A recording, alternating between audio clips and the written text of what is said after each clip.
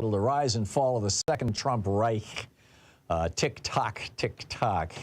Every incident that I mentioned in this article is based on an actual statement or action by Donald Trump, the people closely surrounding him, or something Trump has praised about his role model, Viktor Orban, the dictator of Hungary. So it was a hell of a year, 2025, the first year of the Trump Reich, or the First Reich, as Democrats refer to it, or the New America, as Trump refers to it. His slogan, one people, one nation, one leader. He has now declared himself president for life. He tells us America is now truly great. It all started with the election of November 2024, when the no labels candidacy of Larry Hogan and Joe Manchin pulled enough electoral votes away from Trump and Biden, even though Biden was 10 million votes ahead of Trump, that none of those three tickets hit the 270 votes necessary to win the Electoral College. As a result, the election was thrown into the House of Representatives, and there are 26 Republican-controlled congressional delegations, and so on a 26-24 vote, the House of Representatives voted Donald Trump into office as president. At his swearing in, he promised to be a dictator for the day and pardoned himself, pardoned all the Republicans who were in Congress back on January 2021 and helped to organize and support the attack on the Capitol, and all the seditionists, the January 6th seditionists, let them out of jail. He then announced that the 24 Democrats leading their congressional delegations who'd voted against him in the House were guilty of sedition against the United States, and each was arrested and taken into custody. The arrests of those Democratic members of the House and a handful of Democratic senators from red states gave the Republicans a majority in the House and Senate, even though Democrats had won both bodies in the election. Jim Jordan became the new Speaker of the House. Rick Scott took over Mitch McConnell's job. And the next day, Donald Trump signed a new version of Schedule F, his changes to the civil service law, firing 50,000 federal employees. This is the day after he was inaugurated, firing 50,000 federal employees, including in the Department of Defense. All of those people were replaced within a day or two because a billionaire-friendly think tank, supported by billionaires, had come up with a bunch of billionaire-friendly candidates. They just rolled them in. Within a week, another series of political arrests took place as Joe and Hunter Biden, Liz Cheney, Merrick Garland, Jack Smith, Brad Raffensperger, Letitia James, and multiple other federal and state judges and prosecutors were arrested for conspiracy and alleged RICO violations. President Trump said, America will never again tolerate lawlessness by its elected and appointed officials. He announced this in a primetime message to the country, and both the media and the Republican politicians were quick to point out that Andrew Jackson and Abraham Lincoln did worse than Trump had done. Abraham Lincoln suspended habeas corpus. Andrew Jackson ignored the Supreme Court. Meanwhile, the Supreme Court, in a 6-3 ruling, declared hate crimes unconstitutional, calling them thought crimes, with Justice Sam Alito saying, we'll never allow America to become the dystopian nanny state characterized in the writings of Orwell or Lewis and craved by Democrats. So within hours of their announcement, the Supreme Court's announcement that there's no more hate crimes in America, over 200 people, most queer or black, lay dead across the United States. Trump went on TV to calm the nation, again saying there are very fine people on both sides. That weekend, hundreds of thousands of Americans poured into the streets to protest. Trump called another press conference and declared a state of emergency, a nationwide insurrection. Tens of thousands of Army troops met the crowds in the streets, and in 11 cities and a half dozen rural areas used live ammunition to kill several dozen protesters. Joy Reid began her Monday MSNBC show following that weekend with the song "4 Dead in Ohio" and was arrested on air for inciting further insurrection. Trump then referred her network, its executives, and several of its hosts to the FCC for investigation, as he had promised to do last year. CNN throws in with Trump, joining Fox and the big three national networks, explaining to America how Trump's changes are actually far less draconian than things previous presidents, particularly Lincoln, had done. Trump again invoked the Patriot Act to continue to hold the hundreds of elected and appointed Democratic officials, thugs, and sedition ringleaders in secret detention center without access to lawyers or other due process. The media pointed out this is nothing unusual. Bush and Cheney did the same thing hundreds of times, and some of their victims are even still in Gitmo without ever having a legitimate day in court. Nobody, the media said, in real stature objected.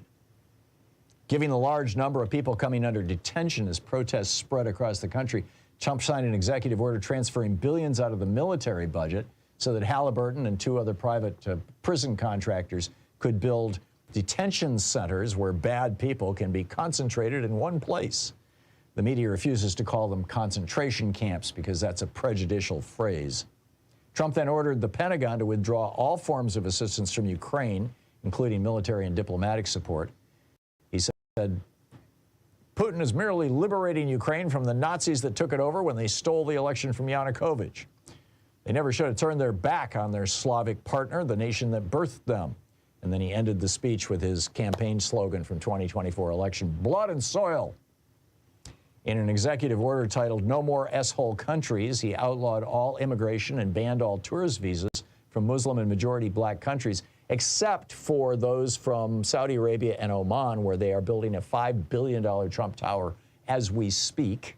That was started in July of last year, by the way. This is true. Republicans in the House and Senate passed emergency legislation ending all U.S. gun restrictions with a single exception. Anybody who's been arrested or credibly accused of sedition and not pardoned can no longer own a weapon of any sort. Attorney General Jeffrey Clark then declared anybody who's ever joined the Democratic Party or voted for a Democrat in the past decade is now considered credibly accused of sedition and can no longer own weapons. Congress followed that up with billions to hire at least 1 million new local and state police, as Trump announced he's integrating the Proud Boys into the federal military, calling them the Storm Front, a shout out to QAnon. That was January. February of 2025. In the first week of the month, the Supreme Court handed down its 6-3 decision in Loper-Bright, gutting every federal protective regulatory agency. Trump immediately fires most of the employees of the EPA and the Department of the Interior, promising to sell all federally owned public lands. Disney and Comcast then submit bids to buy and manage Yellowstone. Congress then declares the Medicare experiment is over because more than half of seniors have voted with their feet, and they end the program, mandating all people over 65 must buy an Advantage plan from one of a handful of approved insurance giants. Following on that, Congress rolled out Social Security Advantage, a program that will, over the next decade, privatize all Social Security accounts via J.P. Morgan Chase, Wells Fargo, and the Bank of America.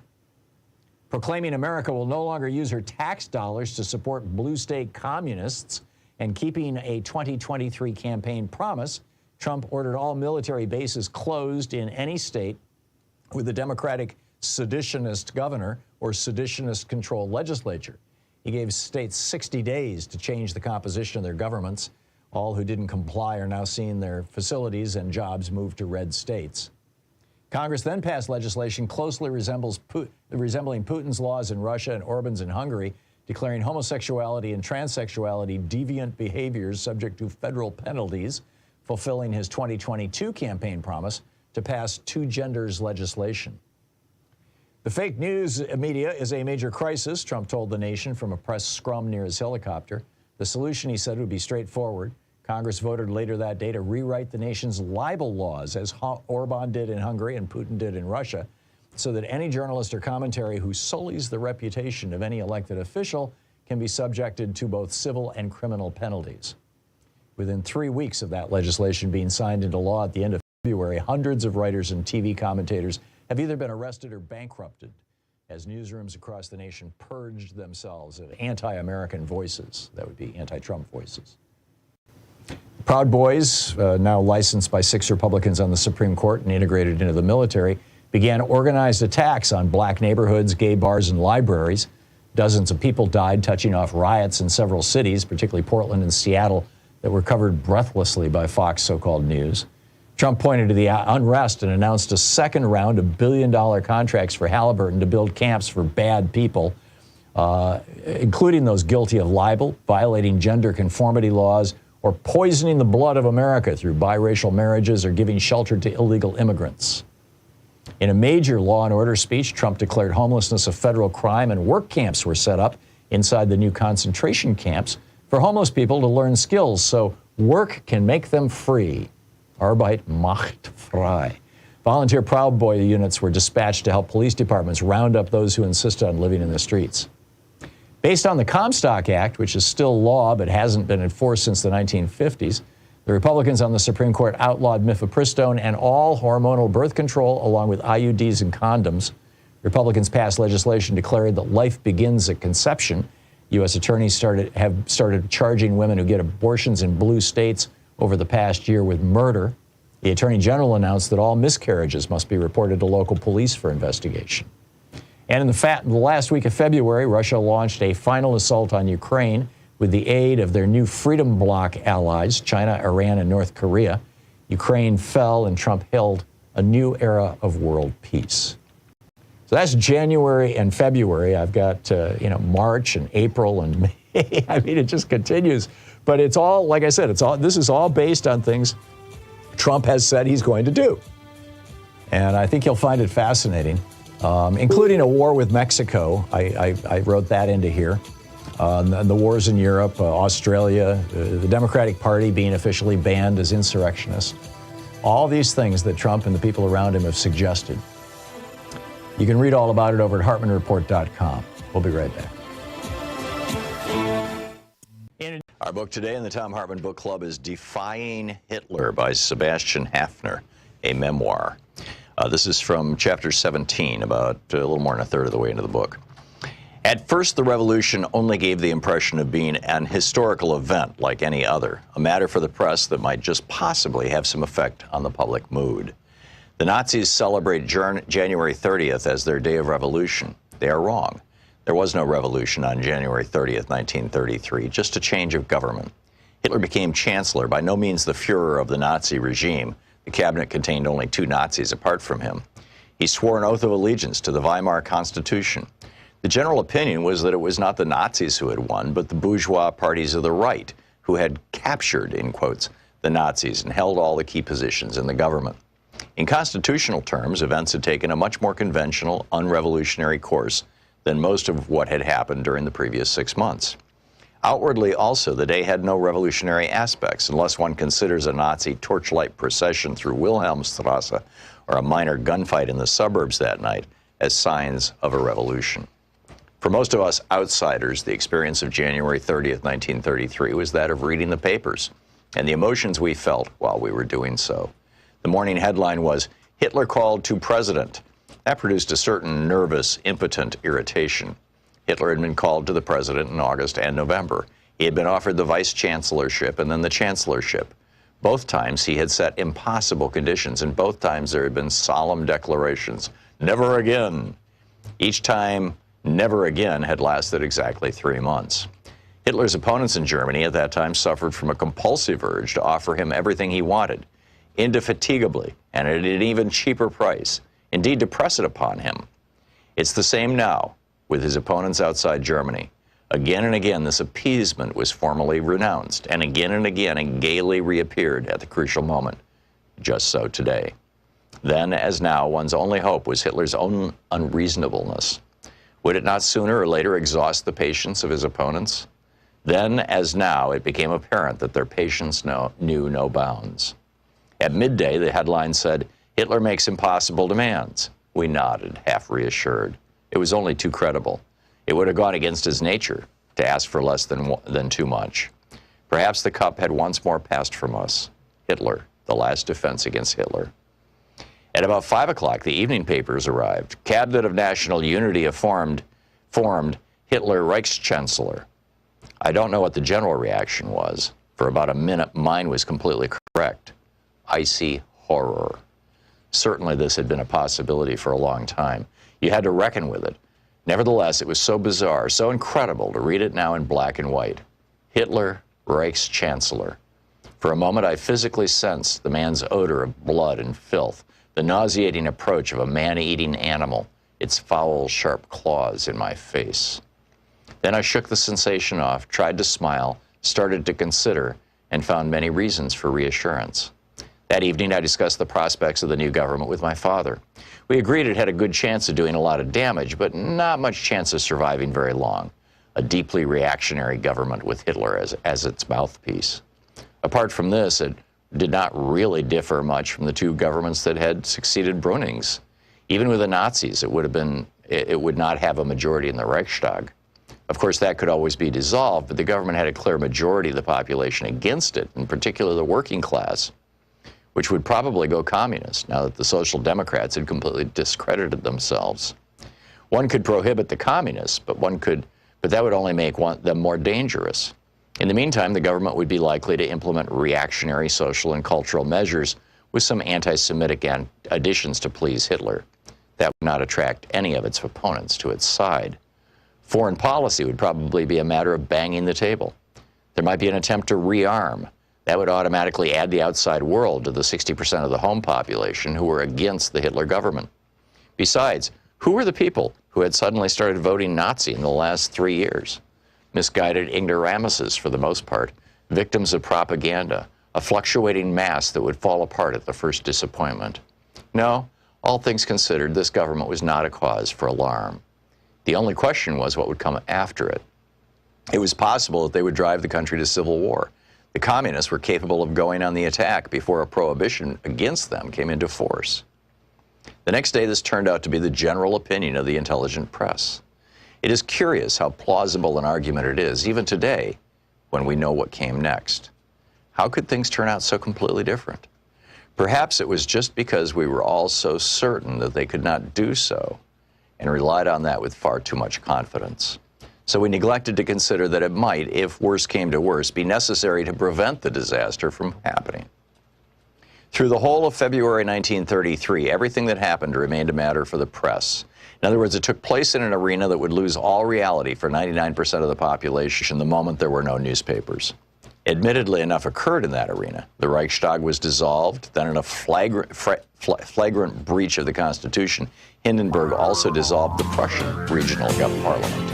There were fast and furious changes of personnel in the civil service. This is the Thom Hartmann Program. Hey, happy Monday. It's the beginning of a brand new week. We got a lot to talk about today. This week, presumably by Wednesday, Judge Engeron is going to decide how many hundreds of millions of dollars Donald Trump is going to have to cough up, or not. I mean, we'll see.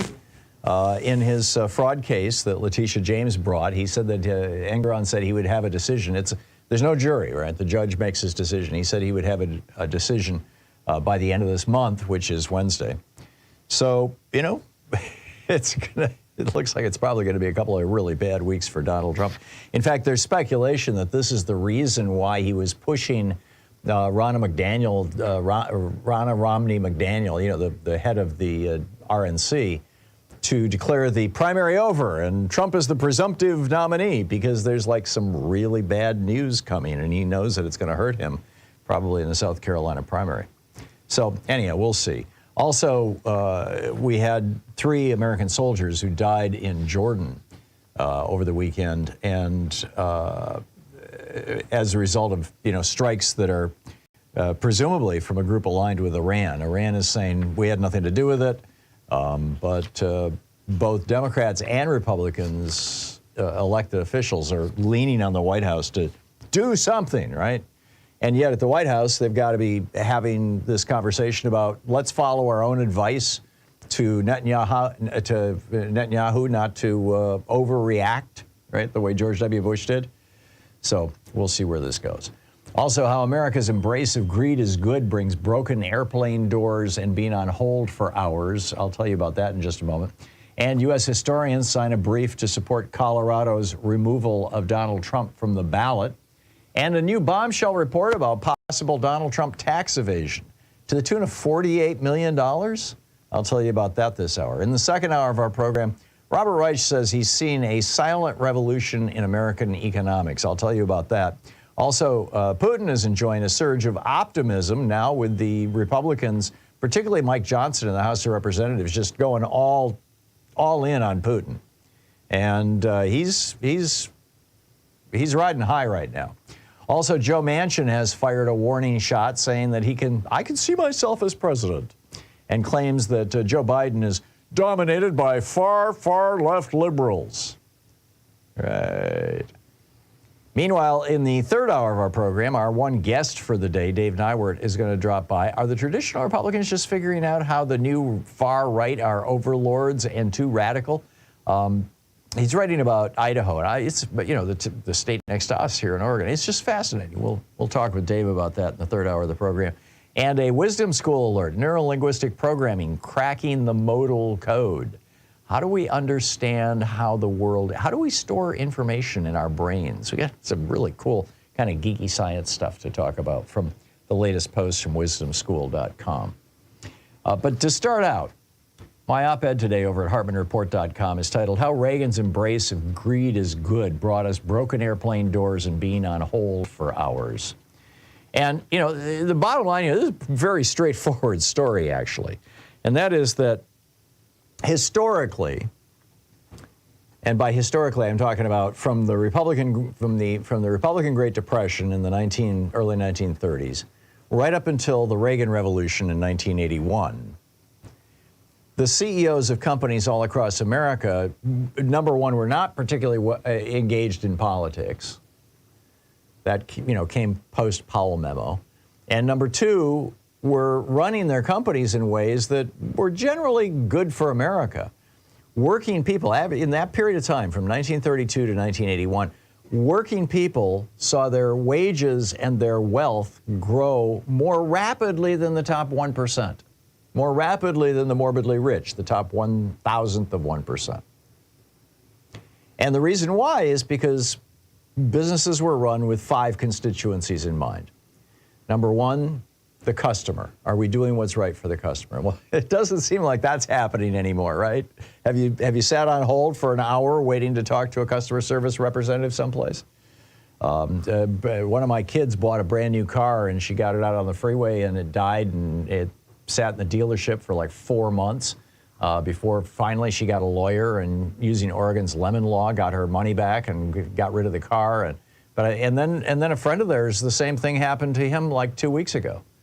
I mean, it's like, and the infuriating part is both the dealer and the automaker just give them the runaround continuously. I mean, this is just normal now. Stores jettisoning clerks, cutting staff to increase profit for shareholders, all this kind of stuff.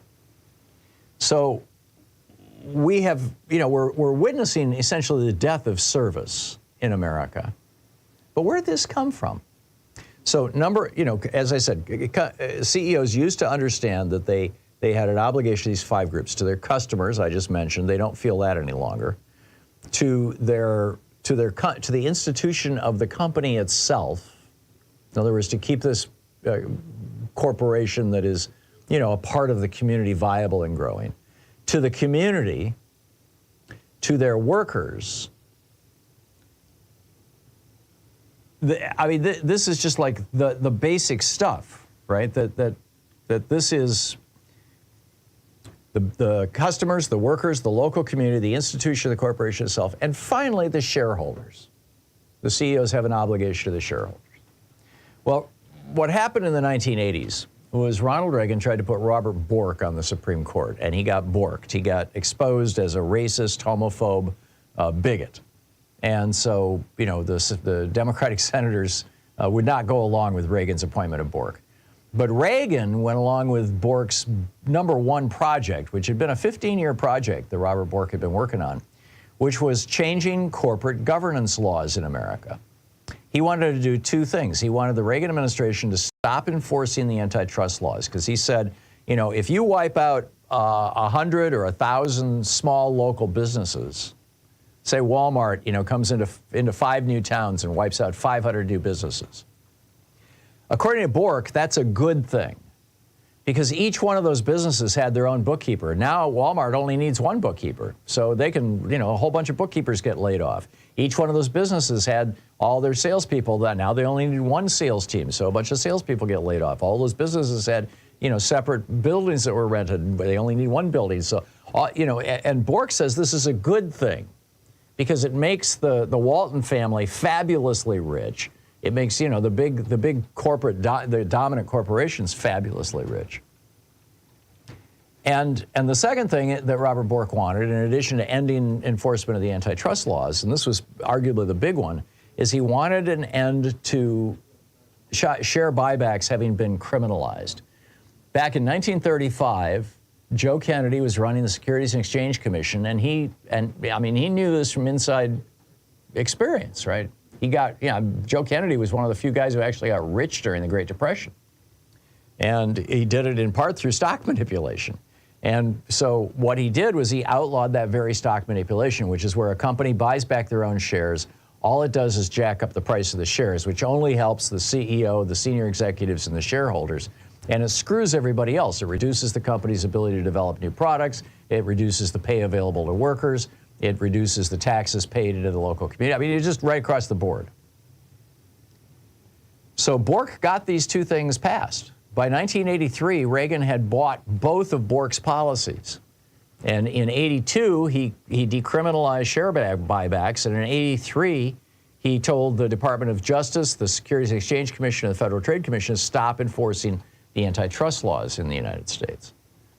And as a result, here we are. We've got a handful of giant corporations that dominate literally every industry in America. And every time the CEO wants to pull another $50 million out of the company, he just buys back, $1 billion worth of shares, and the value of all the stock that he's sitting on or she is sitting on suddenly goes up, and they just cash in some of that and, take the money and run. And meanwhile, you and I, with our lemon cars and our sitting on hold for an hour with the airlines and are paying, $1,000 for a pharmaceutical that costs $50 in Canada. I mean, literally, we're talking like insulin here. We get screwed. But this is Robert Bork's America. I thought one comment about Bork was particularly prescient. Ted Kennedy, this was 1987, keep in mind. This was almost 40 years ago. Ted Kennedy describing Donald Trump's America. He said, and I quote, Robert Bork's America. This was in response to Reagan wanting to put Bork on the court, 1987. Robert Bork's America is a land in which women would be forced into back alley abortions, blacks would sit at segregated lunch counters, rogue police could break down citizens' doors in midnight raids, school children could not be taught about evolution, writers and artists could be censored at the whim of the government, and the doors of the federal courts would be shut on the fingers of millions of citizens for whom the judiciary is and is often the only protector of the individual rights that are at the heart of our democracy, end quote. So and finally, what I'm pointing out is that President Joe Biden is the first American president since 1981 to actually reject neoliberalism. Carter went along with it. Clinton, well, sort of, in the last 2 years. Clinton embraced it. Obama embraced it. And Biden is going, no, these guys are wrong. We're gonna reject this Republican light stuff. And so Biden is actually trying to. They're forbidding. They just stopped. What was it, Spirit and JetBlue, or was it JetBlue and Alaska? They just stopped a couple of big airline mergers. They're using an antitrust action against Google. I mean, there's a bunch of stuff going on right now. That's pretty good stuff that the Biden administration is doing. So I wanted to flag that for you, and let your members of Congress know that you support, number one, the Biden administration's taking on monopolies in America, but number two, a legislative effort to outlaw share buybacks, because I'm telling you, share buybacks are at the core of an awful lot of our problems. We'll be right back. 17 minutes past the hour. Historians sign on to removing Trump from the ballot in Colorado. I'll tell you about that in just a second. This is the Thom Hartmann Program. 18 minutes past the hour. We'll be right back.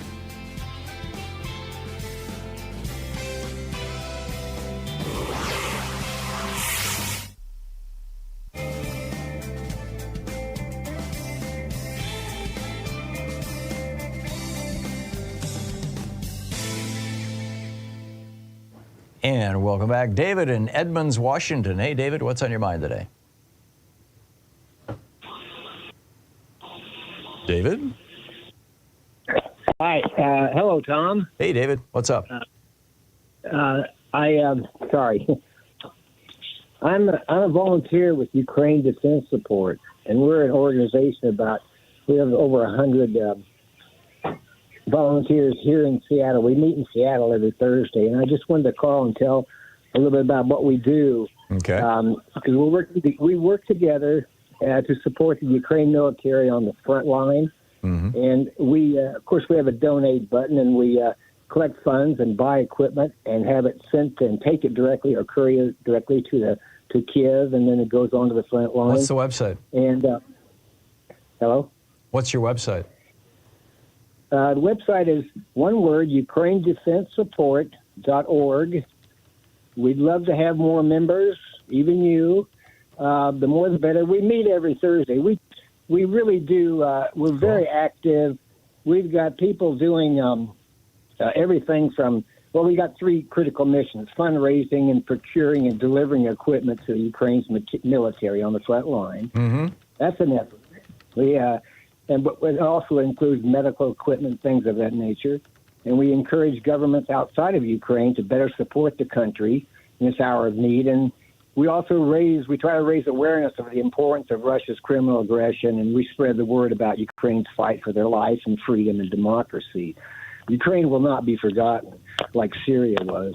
But again, like I said, our primary mission, we have a donate button, and of course we use those funds to purchase needed and critical equipment, often what's actually requested from the front line. Mm-hmm. And what's interesting is that it takes more than just that money to get that there. It takes volunteers who are involved and help do everything from package the equipment and send it off and, shepherd it all the way there. And it's interesting as well because our members include Republicans and liberals and Democrats as well. Even mm-hmm. some of them were ex-libertarians, and we're all working. We don't care about that. Yeah, I just signed up for your newsletter. Oh, good deal. Like I say, the donate button is important, but it really takes the volunteers. They use their expertise, their contacts, their motivation to work together to obtain and move these critical supplies to Ukraine as soon as possible. We got to get it over there. And like I say, we use volunteer couriers. I'm going to courier something over in April. I get to go through Krakow, so that'll be fun. Mm-hmm. Anyway, our mission to educate the public about Ukraine's defense against Putin is also very important. We have volunteers out working with the city governments and all the monuments in Seattle and Tacoma and Everett to light everything up blue on 24th of February. So you can give them some credit for some. Is that the anniversary of the invasion? The 24th of February would be 2-year anniversary, and we're asking them to, like we're going to try to get the Space Needle lit up from the 24th to the 1st of March. Mm-hmm. And anyway, I just wanted to mention that our volunteers are working hard together. We can always use more, and thank you for your support of Ukraine. You got it. UkraineDefenseSupport.org. I tracked it down. David, thank you very much. Good luck. We'll be right back.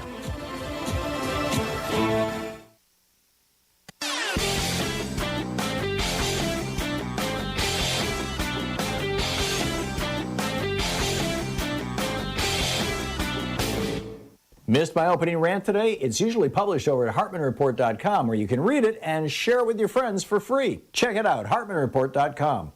So MAGA Mike and the Republicans want a religious test for people running for public office. They want to know that you are sufficiently Christian to be worthy of being elected. Right. MAGA Mike is one of these 7 mountain evangelicals. There are 7 domains where these dominionists believe that we need to have religion completely take them over. Education, religion, family, business, government and military, arts and entertainment, and the media. Seriously.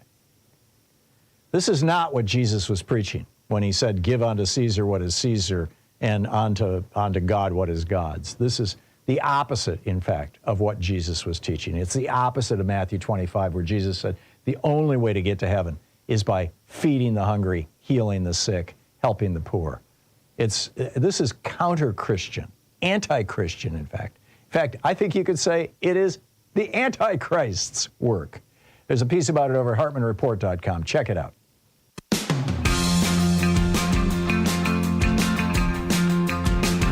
23 minutes past the hour, and 25 historians.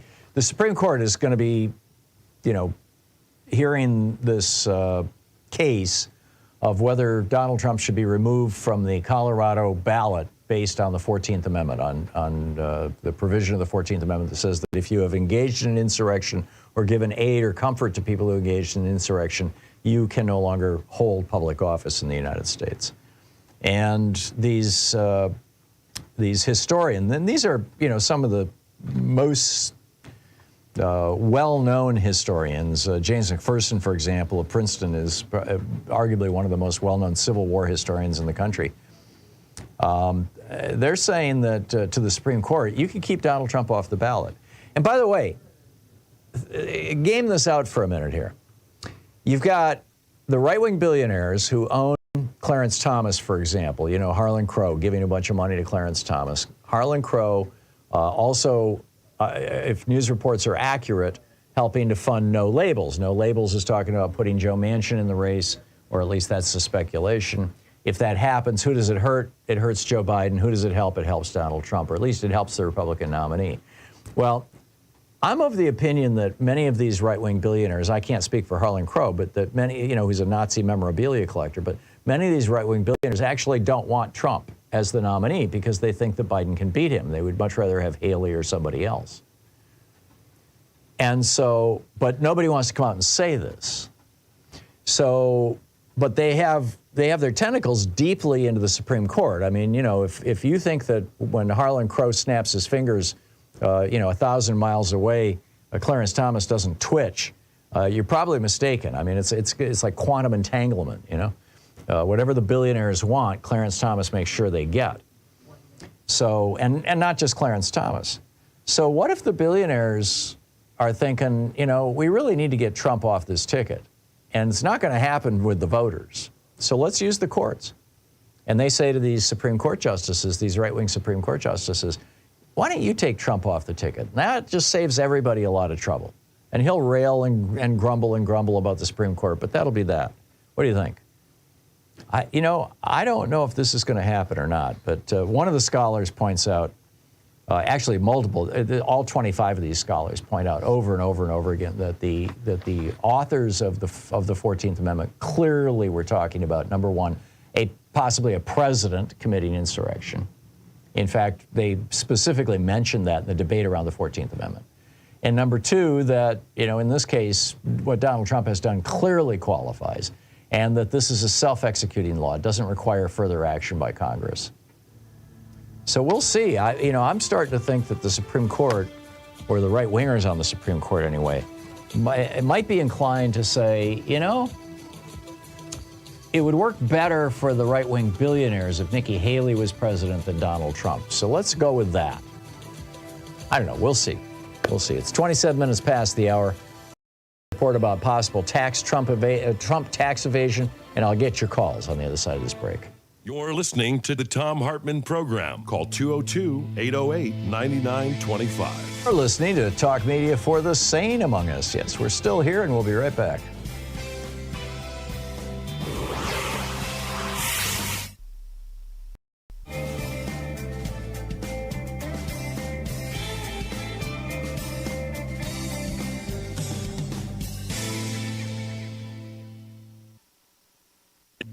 This is the Thom Hartmann Program. Define Hitler. Our book today in the Thom Hartmann Book Club is Defying Hitler by Sebastian Haffner, a memoir.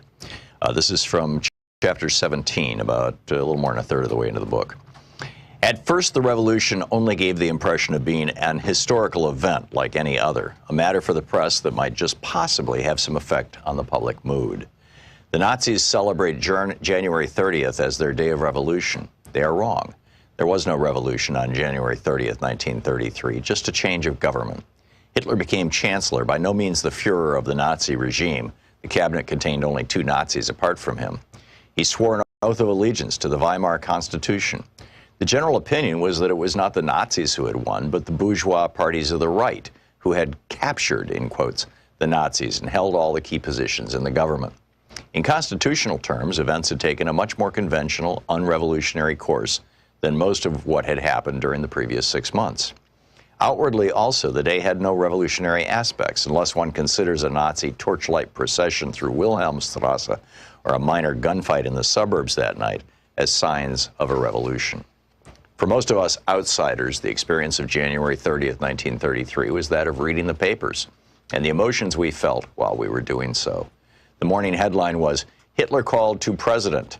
That produced a certain nervous, impotent irritation. Hitler had been called to the president in August and November. He had been offered the vice-chancellorship and then the chancellorship. Both times he had set impossible conditions, and both times there had been solemn declarations, "Never again." Each time, "never again" had lasted exactly 3 months.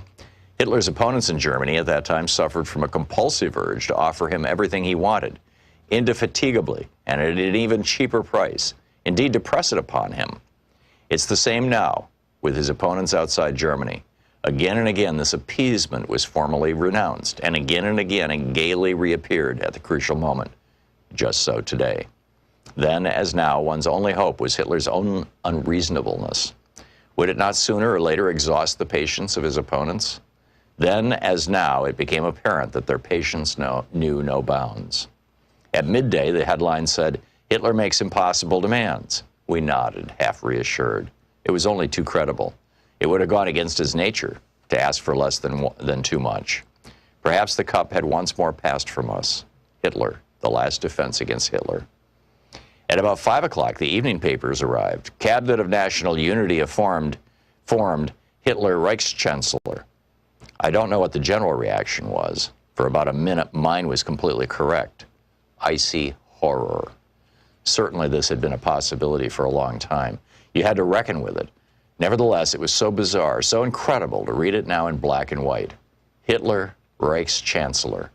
For a moment, I physically sensed the man's odor of blood and filth, the nauseating approach of a man-eating animal, its foul, sharp claws in my face. Then I shook the sensation off, tried to smile, started to consider, and found many reasons for reassurance. That evening, I discussed the prospects of the new government with my father. We agreed it had a good chance of doing a lot of damage, but not much chance of surviving very long. A deeply reactionary government with Hitler as its mouthpiece. Apart from this, it did not really differ much from the two governments that had succeeded Bruning's. Even with the Nazis, it would not have a majority in the Reichstag.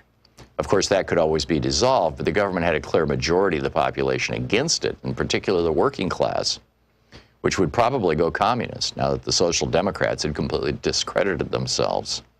One could prohibit the communists, but that would only make one.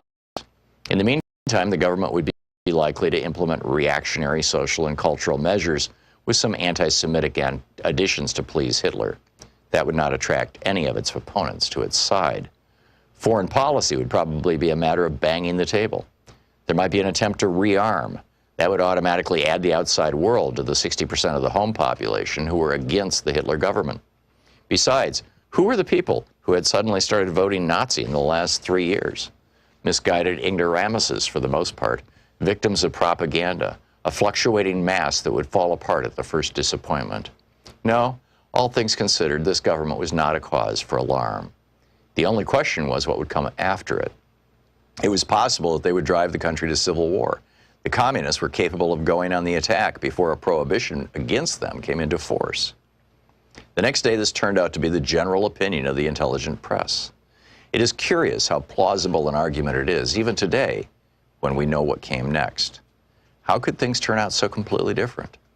Perhaps it was just because we were all so certain that they could not do so and relied on that with far too much confidence. So we neglected to consider that it might, if worse came to worse, be necessary to prevent the disaster from happening.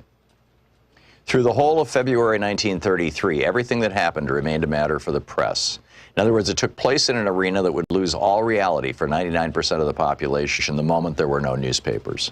Admittedly, enough occurred in that arena. The Reichstag was dissolved. Then in a flagrant breach of the Constitution, Hindenburg also dissolved the Prussian regional parliament. There were fast and furious changes of personnel in the civil service. the book Define Hitler.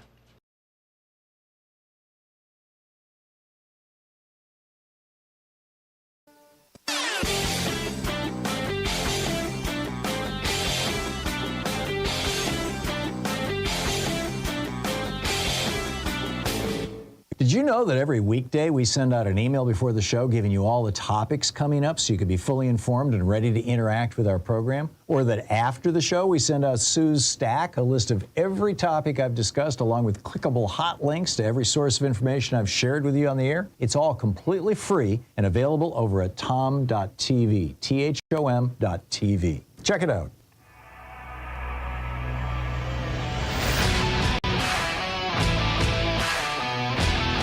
Welcome back. Thom Hartmann here with you. And how to evade taxes on $48 million of income. You know, one of the things that has a lot of Americans scratching their heads is these persistent reports that keep coming out from think tanks pointing out that the average billionaire in America pays about 3.4% income tax. Whereas, you know, if you're a working person and you're making $20,000, $30,000, $40,000 a year, you know, kind of in the middle of the median income wage range here in the United States,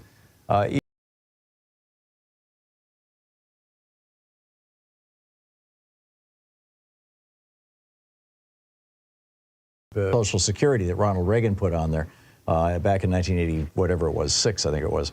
But anyhow, so people say, you know, how is it that they get away with that? Well, here's how it works. Billionaire, and you're sitting on, you know, billions of dollars of assets, right? And, you know, you've got to pay for the private jet, and you got to pay the property tax on your mansion, and you got to pay the staff, you know, your chef and everybody. So you got, you know, you've got all these expenses, right, that you're supposed to pay out of your payroll. So what do? You know, let's say your living expenses are $2 million a year. So what do? You loan yourself $2 million out of your own company. Or you borrow it from a bank, particularly one that you have a close relationship with, or even one that you own, that will give you a super low interest rate. Now, there has to be some interest for this to be acceptable to the IRS. But anyhow, you say, so you loan yourself $2 million at, say, 1% interest rate for, say, a 10-year period. And, you know, you execute a note around it and all that kind of stuff. And then you just live off that $2 million. And then, you know, at some future point, you're going to, you know, take some money and pay that loan off. But what you can do from year to year to year, and Trump has apparently been doing this most of his life, is you borrow this year enough money to pay off last year's loan, and then you live off this year's loan. And you just do that every year. And so the cost to you of doing this and paying no income taxes whatsoever is the interest cost, is that 1%. Rather than the 20 or 30 or 40% that you might pay in income taxes. So that's the scam. That's one of the major ways that billionaires, you know, live on something other than actual income, even though it's money coming into them that they spend.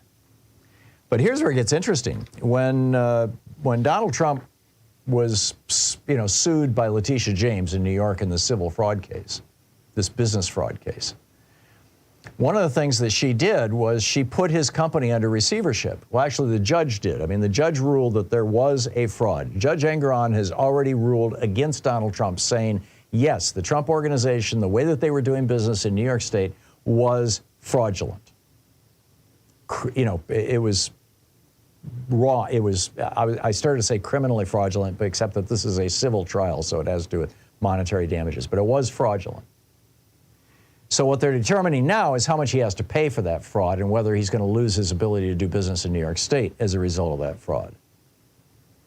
But what's interesting is that when Engoron concluded that Trump's actions were fraud and that he was probably going to have to pay a very large fine, Engoron put a court-ordered special monitor, her name is Barbara Jones, she's a retired federal judge, put her in charge, or maybe a state judge, no, federal judge, she's a federal judge, put her in charge of Donald Trump's company. She has oversight over absolutely everything that goes on in the Trump organization. And what she's saying is that there's been a $50 million, $48 million loan on the books that Trump has been claiming he owes a company that he owns called Chicago Unit Acquisition, LLC. It's a Delaware company. But Trump is claiming that he owes his own company $48 million. But when she looked in the company's books, there's no record of the loan. So apparently Trump took the $48 million at one point and used it and said, I don't have to pay taxes on this, it's just a loan, but never executed the loan documents, which means that this is tax fraud, which raises another interesting question. He's being prosecuted for, conspiracy to commit espionage. He's been prosecuted under the Espionage Act down in Florida. He's out on bail in Georgia. By the way, two phrases that you'll never see in the mainstream media. Why is that? He's being prosecuted under the Espionage Act in Florida, and he's out on bail from Georgia, and literally the media never says, Donald Trump, who's being prosecuted for espionage and is out on bail. I mean, that should be the opening sentence of any description of Donald Trump, right? Anyhow, let's get to your calls here. Dave in Federal Way, Washington. Hey, Dave, what's on your mind today? Hey, not too much, Tom. Look, I wanted to run something by you about this comment Trump made. He is 100% sure there's going to be a terror attack coming from the border, right? Originating from the border. And, we can laugh that off. It's just Trump hyperbole. It's for the Trumpsters, right? But check this out. And I'm bringing this up to you because you know a lot about, the October surprise. And I was looking at this attack across the border on Tower 22 in Jordan that killed 3 service members. Mm-hmm. Now, I have been wondering since 1990, I'm not even joking about this, since 1990, I have been wondering why the United States is so reticent, so hesitant to actually implicate Damascus, the Assad regime in Damascus on anything. And you have to remember, Bashar al-Assad's been there for a long time. He was young when he took office. Mm. And he took over from his father, so he's got the advantage of whatever his father had accumulated, too, in terms of dirt on enemies and money. Now, if you look at that Tower 22 in the Mazeh neighborhood of Damascus a couple of weeks ago, maybe just a week ago, Israel did a strike. Mazeh's right outside of Damascus. They killed a deputy intelligence commander for the Iranian, the IRGC, right. The Revolutionary Guards, right. The Quds Force. His name was Sadag Obedzadeh, I believe. But, he's a high-level guy. He's a general. And a lot of times the deputies in Iran are actually more important than the primaries, okay? And now they're connecting this to Kataib Hezbollah, which I'm quite familiar with, okay? And now they're kind of backing off of this and saying it's this nebulous group. But all the fingers are pointing towards Iran and their proxies. Right. Because Iran believes, the way they interpret Chapter 7, Article 51, is, hey, it's proxies. You don't have a self-defense case. We have no control over these people, okay? Right. Sure, we give them money and support. But I'm sitting here wondering, the first presidential debate is in September, all right? And Donald Trump, we're all speculating, doesn't want to debate. Now, I know Kataib Hezbollah, all right, which is now Nujaba, Hezbollah al-Nujaba. We just killed Abu Taqwa there in Baghdad. That was unprecedented. Right. We've Dave, I need you to make your point. Okay. My point, I will make my point. All right, Iranians normally do suicide bombings. They take fanatics, right, because it has a greater chance of success. And if anyone could sneak into the United States undetected, so the bottom line is you're expecting that somebody is going to launch a terror attack across our southern border and that the Republicans will be delighted. Well, I'll make the connection to the southern border can be nebulous. You know as well as I do, Tom. Don't play. You know as well as I do. It doesn't have to be concrete. It could be a nebulous connection to the southern border, and the attacker. I would avoid any sort of crowds around 9/11 commemorative ceremonies, because, and also there was a Trumper on Morning Joe today saying we have proxies. All proxy attacks in Iran will be connected to ISIS. I know that sounds ridiculous, but they believe we are ISIS backers. That's what the propaganda. Oh, and that Tower ISIS 22 is Sunni, not Shiite. I mean, the Iranian groups are all Shiite. Well, the Tower 22 is a target. Normally they go after cameras, not big antenna masses like that. That has Russia, the smell of Russia all over it. And Kataib Hezbollah, big connection to Russia. Yeah, all right. I totally agree. This is Dave. Yep. I got to move along, but Yeah. fascinating stuff. Thank you very much, Diane in Ann Arbor, Michigan. Hey, Diane, what's on your mind today? Yes, hello, Tom. I thought of something interesting.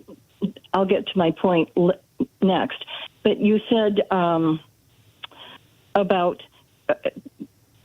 the Supreme Court and having to decide by Trump, his credibility to run. Right. And I got to thinking, if Trump won, then wouldn't Project 2025 just kind of dissolve the Supreme Court, in essence? Not that I know of. Project 2025, strengthens. I mean, their whole plan is to radically increase presidential authority, but I don't recall anything about the Supreme Court. I thought, isn't the Supreme Court? I'm going to ask a dumb question. Isn't the Supreme Court part of the DOJ, and weren't they going to consolidate the executive? No, the Supreme Court. There's three branches of government. The first is the legislative branch, which is Article 1 of the Constitution. Right. The second is the executive branch, which is the president and all of those federal agencies, like the DOJ. That's all under Article 2. And then the Article 3 is the judicial branch, the judiciary. And so the Supreme Court is the third branch of government. Okay, I was thinking they were part of the DOJ. No. And okay, no. All right. No. The consolidation of DOJ would, that is part of, as I recall, part of Project 2025. That is intended to increase presidential power. And you could argue that as presidential power is increased, the Supreme Court's power is decreased. But I don't recall anything in Project 2025 specific to the Supreme Court. There's probably stuff in there. It's huge, and I haven't read the whole thing. Diane, I'm out of time, but thank you for the call. The thought-provoking question. Thank you. 45 minutes past the hour. We'll be right back. You're listening to Thom Hartmann. Visit thomhartmann.com for audio and video archives. It's a place where we dare to ask, is Walmart a person? And we dare to say, no, the Supreme Court really got that one wrong. Or at least 5 Republicans on the court did.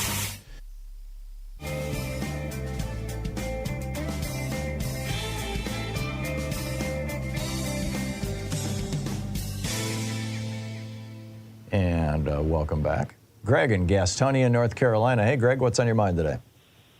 Yeah, Tom, earlier you referenced Ted Kennedy as somebody providing criticism of Judge Bork and Reagan. Are you sure that's the person? That's the same Kennedy that let Mary Jo Kopechne die in the back of his car, correct, in 1969? Yeah, it's that same and Kennedy. And it's also the same Ted. That's the same Kennedy who also was accused with Chris Dodd in 1985. Greg, is this all you've ever got? If I say something about any Democrat, you got to call up and just trash his reputation. You do it, Tom. Why don't you address the actual issue here, which is whether or not we should have giant monopoly? No, if you're going to talk over me, Greg, like that, it just it doesn't work. Conversation is you go back and forth. Matt in San Antonio, Texas. Hey, Matt, what's on your mind today? Hi, I have a comment, not a question. If the courts give the former president immunity, does that also go to the current president? Yeah. Thank you very much. I like to listen to your show on Free Speech TV. Well, thank you, Matt. No, you've nailed it. This is why I've been saying that the headline in the newspapers when Trump's defense rolled this out should have been Donald Trump goes to the Supreme Court to argue that Joe Biden should be able to assassinate Donald Trump. Because that's essentially what he was arguing. He was arguing that Joe Biden should be able to do anything he damn well pleases. Why nobody has made that logical leap that is so obvious to you and me, Matt, I don't know.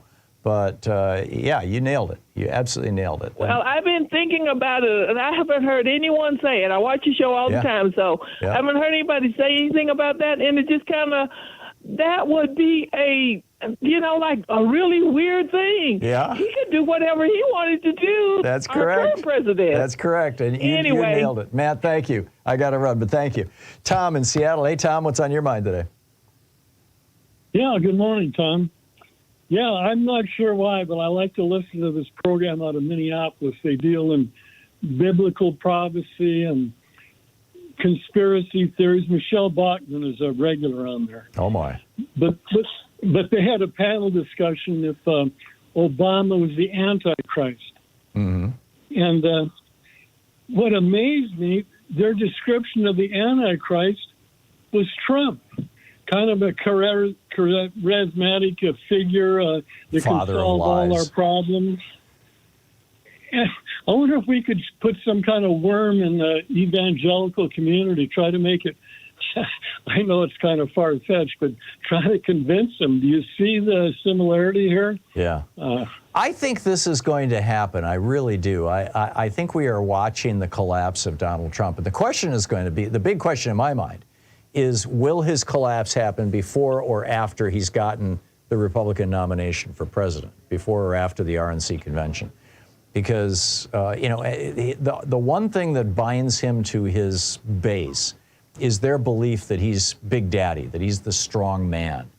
And the extent to which he's shown up as a rapist, as a common thief, as a tax cheat, as a liar, you know, over and over and over again, I think it's hurting his reputation, as it were, as a strong man. You know, they want him to be a tough guy. It's hurting.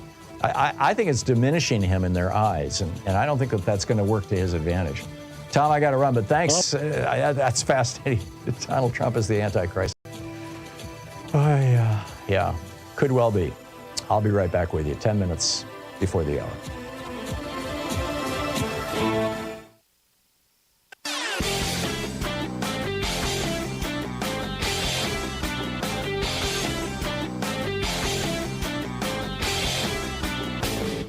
Hey, thanks so much for sharing our program and for reaching out to our stations and sponsors and letting them know that you're listening. It really means a lot to us.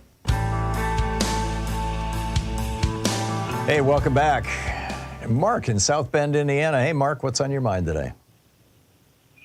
Hey, good morning, Tom. How you doing? A good lively show. In your opening comments, you mentioned about there's no more demand for corporations to service their. Oh, I think the demand is still there. They just don't give a damn anymore. Right. And again, Tom, you're a professor of why that is. It's basically because of the heart and meat, and you go over it and you need to keep pounding it, of Buckley, Bellotti, and Citizens United. And that's how a lot of Republicans are put in Congress, are paid not to do nothing. They're put in there automatically. And that thing about you just recently said about Walmart being a citizen, I believe that was under Citizens United, that ruling was. And I think it was earlier supported under Bellotti, it was. And the thing that progressive presidents don't do when they want to do something progressive, whether it was Clinton, whether it was Obama or Biden, they don't go back and keep pounding it, pounding minimum wage, pounding health care for everyone. It doesn't matter if Congress is both ways. Republican, you got to keep pounding and pounding and pounding it. They need to take the Republicans are still trying to repeal Obamacare. I mean, you're right. You know, it's this was Goebbels' big thing. You know, is it doesn't matter how crazy your message is. If you repeat it often enough, people will come to believe it. And you know, in this case, it's true. You know, we need to tell people about it. That's why I wrote the piece today. Excellent, Mark. Thank you. David in North Miami Beach, Florida. Hey, David, what's on your mind today? Hey, y'all, this is your state licensed social studies teacher, because there's no history teachers in Florida. You're at least your Gen X version. Really? Yeah, I want to remind the younger people. Jack Anderson, back in '88, when he wasn't writing about Syria's Assad, the father, was warning us about substandard bolts on airplanes. And that seems like we've gone full circle about, airplane doors that suddenly aren't there. Yeah. How much of this has to do with moving jobs from Seattle to South Carolina? But sometimes the repair work is done in Costa Rica. Bless Costa Rica about what's going on. Yep. This is just the same thing, and not enough of us remember what happened then that we're surprised by it now. Yeah, I mean, Boeing used to be run by engineers. They used to promote from within the company, and the CEO was historically always an engineer, somebody who really understood and paid attention to all the details and took very, very good care. And then, some years ago, I don't know exactly when, I'd have to go back and look, but some years ago, they replaced their engineer CEO with a bean counter CEO. The guy who's running Boeing right now is an accountant. He's a CPA, I believe. And, he's just there to look out for the profits of Wall Street. He's not there to look out for whether you and I are safe. I mean, theoretically, he should be. But if they're flying airplanes with no bolts on their doors, then, they got a serious problem. And this is corporations are people. Let's figure out what the equivalent of nitrogen hypoxia is if this becomes systemic. Yeah, there you go. We do need to consider the corporate death penalty again. It's been almost 100 years since that was aggressively used in America. David, thank you. Bob in Desert Hot Springs, California. Hey, Bob, what's on your mind today? Hey, Tom, great show. I look forward to it. Tom, I wanted to ask you a question. As you know, there's been a strong movement for years for the popular vote to overtake the electoral vote. With this insurrection with Trump, would he have been able to do what he did if there was a popular vote? And if not, isn't this more reason to have the popular vote?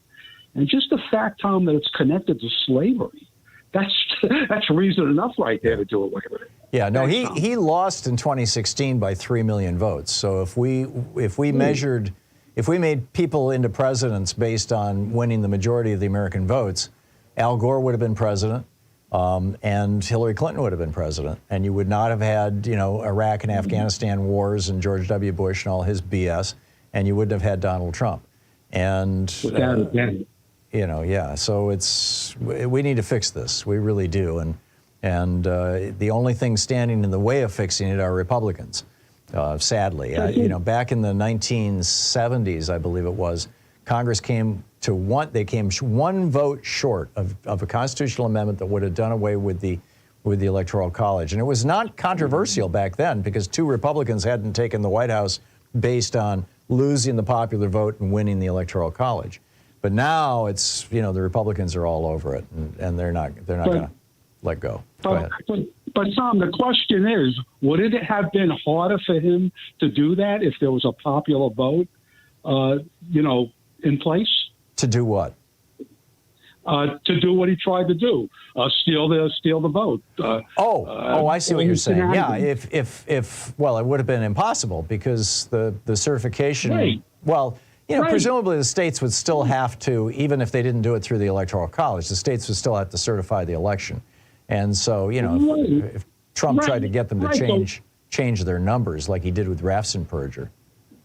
So wouldn't that be a powerful reason to go with the popular vote, just due to that fact? That. Yeah, the whole insurrection thing was a function of the dysfunctional Electoral College. That's a good point. It's a good point, and it's one that should be made more often.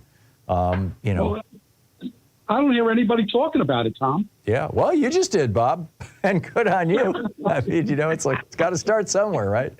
No, we need the national popular vote. Nationalpopularvote.com, I think, is the website. Bob, thank you. Thank you very much for that. We'll be back on the other side of this break. Donald Trump and the silent revolution of American economics. Actually, Joe Biden and the silent revolution. I'll tell you about that. And Putin is enjoying a surge of optimism about, how he's just so happy that Mike Johnson has decided to kiss his ass. I'll be back with a story on that on the other side of this break. You're listening to Thom Hartmann.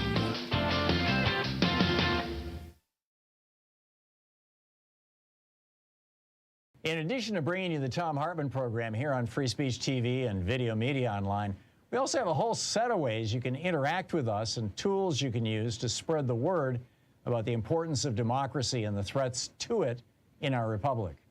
First, there's your daily homework. Sue Nethercutt puts together a daily email newsletter that has a link to every story I discuss on the air, so you can find my sources and you can share them with your friends. It's free and you can sign up at thomhartmann.com. Second, I publish my daily take every day over at the HartmannReport.com website. That's also free if you want the daily 5 days a week rant in your inbox. No ads either.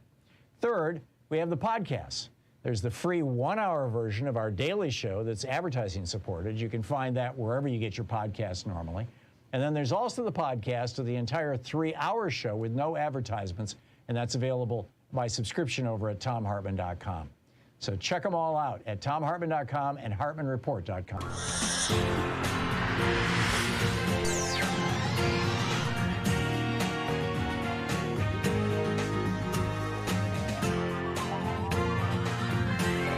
We say fight back!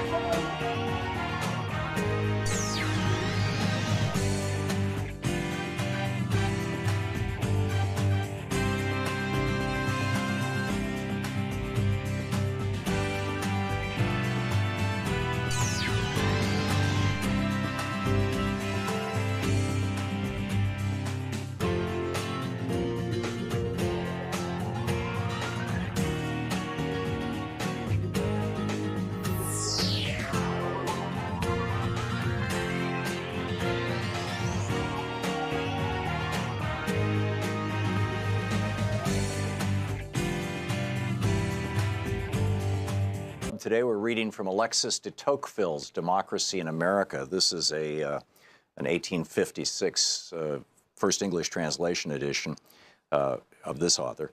And but you can still get it online. A lot of different booksellers sell it. This is from chapter 11. What sort of despotism democratic nations have to fear? I had remarked during my stay in the United States that a democratic state of society, similar to that of the Americans, might offer singular facilities for the establishment of despotism. And I perceived, upon my return to Europe, how much use had already been made by most of our rulers of the notions, the sentiments, and the wants engendered by this same social condition for the purpose of extending the circle of their power. This led me to think that the nations of Christendom would perhaps eventually undergo some sort of oppression like that which hung over several of the nations of the ancient world. But it would seem that if despotism were to be established among the democratic nations of our days, it might assume a different character, different from the Roman Empire, for example. It might be more extensive and more mild. It would degrade men without tormenting them. I do not question that in an age of instruction and equality like our own, sovereigns might more easily succeed in collecting all political power into their own hands and might interfere more habitually and decidedly within the circle of private interests than any sovereign of antiquity ever could do. But the same principle of equality which facilitates despotism tempers its rigor. When no member of the community has much power or much wealth, tyranny is, as it were, without opportunities or a field of action. As all fortunes are scanty, the passions of men are naturally circumscribed, their imagination limited, their pleasures simple. This universal moderation moderates the sovereign himself and checks within certain limits the inordinate stretch of his own desires. Independently of these reasons, drawn from the nature of the state of society itself, I might add many others arising from causes beyond my subject, but I shall keep within the limits I have laid down to myself. Democratic governments may become violent and even cruel at certain periods of extreme effervescence or of great danger. Excuse me, think of George Bush and 9/11. But these crises will be rare and brief.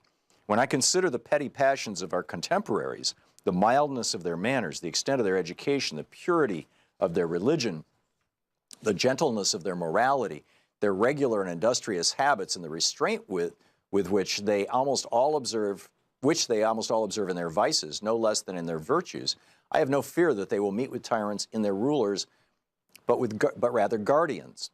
I think then that the species of oppression by which democratic nations are menaced is unlike anything that ever existed before in our world.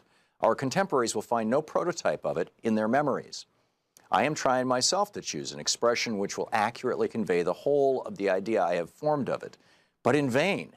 The old words, despotism and tyranny, are inappropriate. The thing itself is new, and since I cannot name it, I must attempt to define it.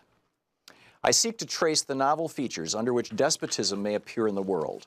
The first thing that strikes the observation is an immutable multitude of men, all equal and alike, incessantly endeavoring to procure the petty and paltry pleasures with which they glut their lives. Think now of a television society. Each of them, living apart, is as a stranger to the fate of all the rest. His children and his private friends constitute to him the whole of mankind. As for the rest of his fellow citizens, he is close to them, but he sees them not. He touches them, but he feels them not. He exists, but in himself and for himself alone. And if his kindred still remain to him, he may be said at any rate to have lost his country. Above this race of men stands an immense and tutelary power, which takes upon itself alone to secure their gratifications and to watch over their fate. Facebook? That power is absolute, minute, regular, provident, and mild. It would be like the authority of a parent if, like that authority, its object was to prepare men for manhood, but it seeks, on the contrary, to keep them in perpetual childhood. It is well content that people should rejoice, providing that they think of nothing but rejoicing. For their happiness, such a government willingly labors, but it chooses to be the sole agent and only arbiter of that happiness. It provides for their security, foresees and supplies their necessities, facilitates their pleasures, manages their principal concerns, directs their industry, regulates the descent of property, and subdivides their inheritances. What remains but to spare them all the care of thinking and all the trouble of living? Thus, it every day renders the exercise of the free agency of man less useful and less frequent. It circumscribes the will within a narrower range and gradually robs a man of all the uses of himself. The principle of equality has prepared men for these things. It has predisposed men to endure them and oftentimes to look on them as benefits. I have always thought that the servitude of the regular, quiet, and gentle kind, which I have just described, might be combined more easily than is commonly believed with some of the outward forms of freedom, and that it might even establish itself under the wing of the sovereign of the people. Our contemporaries are constantly excited by two conflicting passions. They want to be led, and they wish to remain free. As they cannot destroy either one or the other of these contrary propensities, they strive to satisfy them both at once. They devise a sole, tutelary, and all-powerful form of government, but elected by the people. They combine the principle of centralization and that of popular sovereignty.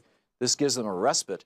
They console themselves for being in tutelage by the reflection that they have chosen their own guardians. And it continues. It's a brilliant book. A Democracy in America by de Tocqueville.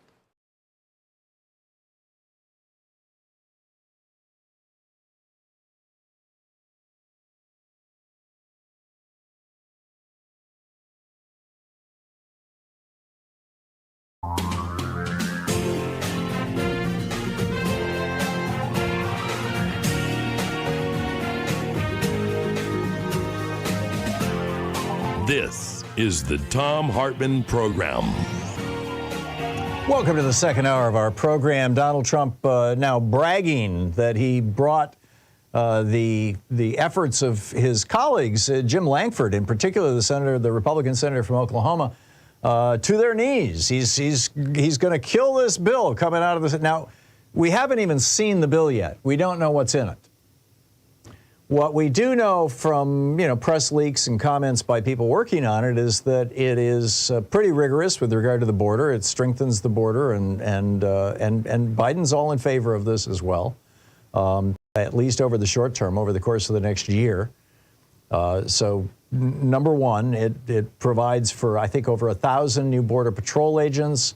It expands the detention facilities. It increases the number of judges who can adjudicate these cases so that they can figure out who's actually, a genuine refugee fleeing persecution versus who's just somebody who's looking for a better life, which is the case in, probably 6 billion people on the planet. We've got rules about who we let in and who we don't, but you can't enforce them if you don't have enough judges. So, this would provide enough judges to do that. So anyhow, the Republicans and Democrats in the Senate and President Biden are working this thing out. And it looks like it's a pretty good piece of legislation, and it funds Ukraine and it funds Israel as well. And Donald Trump is out now saying, I killed the bill, right? He said, I'll fight it all the way. A lot of the senators are trying to say to me respectfully, they're blaming it on me. And I say, that's okay. Please blame it on me, please. Now, why would Trump say that? Because he wants to be viewed as the strong guy. This is basically the only card that Donald Trump has to play, is that he's a strong man. And once his weaknesses start showing, his support is going to start cracking. Because the reason people support him is that they think he's Big Daddy. He's the strong man who will protect them. This is what you're watching here in the GOP right now. With little Lindsey Graham just, rolling over for Trump and Tim Scott. Oh, Donald, I love you so much. These are authoritarian followers. These are authoritarians, but they're not authoritarian leaders, Scott and Graham. They're authoritarian followers. They want Big Daddy too. And that's why Trump is trying so hard to say, yeah, I'm the tough guy. By the way, I mentioned in the previous break how Donald Trump might be evading paying income taxes on $48 million that he claims he was loaned by one of his companies. Now Trump's lawyer, Clifford Robert, has lashed out at Barbara Jones, who was that court-appointed monitor that I mentioned, who pointed out that it looks like he's trying to do tax fraud on $48 million of the income. Trump's lawyer came out and said that she is unfairly smearing Trump with an unabashedly self-serving report. He went on to compare her to the police inspector in Les Mis. If you remember, what was his name? Jean, or was that the good guy? Anyway, he says, further oversight is unwarranted and will only unjustly enrich the monitor as she engages in some Javert-like quest against the defendants. Yeah, it was Jean Javert was the prosecutor in Les Mis, right? Of course, as the messenger points out, the Trump organization is not accused of stealing a mere loaf of bread, but rather has been found liable for years' worth of systemic financial fraud. Yeah. Meanwhile, there's a silent revolution taking place in American economics. This is the headline, in fact, of Robert Reich's piece. It's published over at alternate.org. I'm guessing it started out at robertreich.com, his Substack newsletter. And he said, I've never seen anything like this in 50 years in politics, which is the essence of what I wrote, although I kind of buried the lead. It's the last paragraph in my piece today over at HartmannReport.com, and that I also published over on Daily Kos. And that is that Joe Biden, President Biden, has taken the Democratic Party and the White House back to the economic worldview of Lyndon Johnson, Jack Kennedy, Harry Truman, and Franklin Roosevelt, which is to say back to normal Adam Smith, traditional, classic demand-side economics, and rejected all this supply-side bogus BS that Reagan came up with to justify massive tax cuts for the billionaires. And this is what Robert Reich is pointing out as well. In fact, he's pointing it out in three areas. He said, number one, he's stimulating the economy from the bottom up with the CHIPS Act, the Inflation Reduction Act, and his infrastructure package. Robert Reich notes, unlike Trump, who just levied tariffs on Chinese imports and used it as a campaign slogan, Biden is actually investing in America's manufacturing capacity, and he actually is. And they're expanding factories all over the country, one right down the road from us here in Oregon, in fact. So that's trade and industrial policy. Number two is monopoly power. And Robert Reich, former Labor Secretary, Bill Clinton Labor Secretary, arguably one of the true progressives in the Clinton cabinet. Robert Reich says, Biden is the first president in living memory to take on big monopolies. He notes 4 big beef packers now control 80% of the market. Domestic air travel is dominated by 4 airlines. Most Americans have no real choice of internet providers. But now the FCC and the Antitrust Division of the Justice Department are looking into these things. Amazon, Google, Ticketmaster, Live Nation, JetBlue, Spirit, all that stuff. And then number 3, Robert Reich points out, is labor. Biden is the most pro-union president, Reich says, I've ever seen. I would say he's the most pro-union president since Franklin Roosevelt. And arguably the most pro-union president in history, except that Franklin Roosevelt actually got the Department of Labor created. He got the Wagner Act, the National Labor Relations Act, passed. But Biden is the first sitting president to walk a picket line. He's the first president, really, since Lyndon Johnson and Jack Kennedy to really embrace a fascist who's now the Italian prime minister. You've got a major right-wing movement in Sweden going on right now. You've got the AfD, the right-wing movement, and the heirs to the Nazi movement are now the second largest party in Germany, and people are starting to notice and march in the streets against them. But basically, all of these right-wingers are going along with Putin with regard to Ukraine and saying, oh, just let him have Ukraine, right? As are the right-wingers in America. Now you've got Mike Johnson saying, yeah, to hell with those people in Ukraine. Just let Putin take them.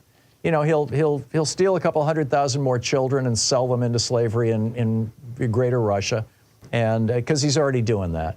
And he'll let his soldiers rape a few 100,000 more Ukrainian women because he's already doing that. They're using rape as a weapon of war.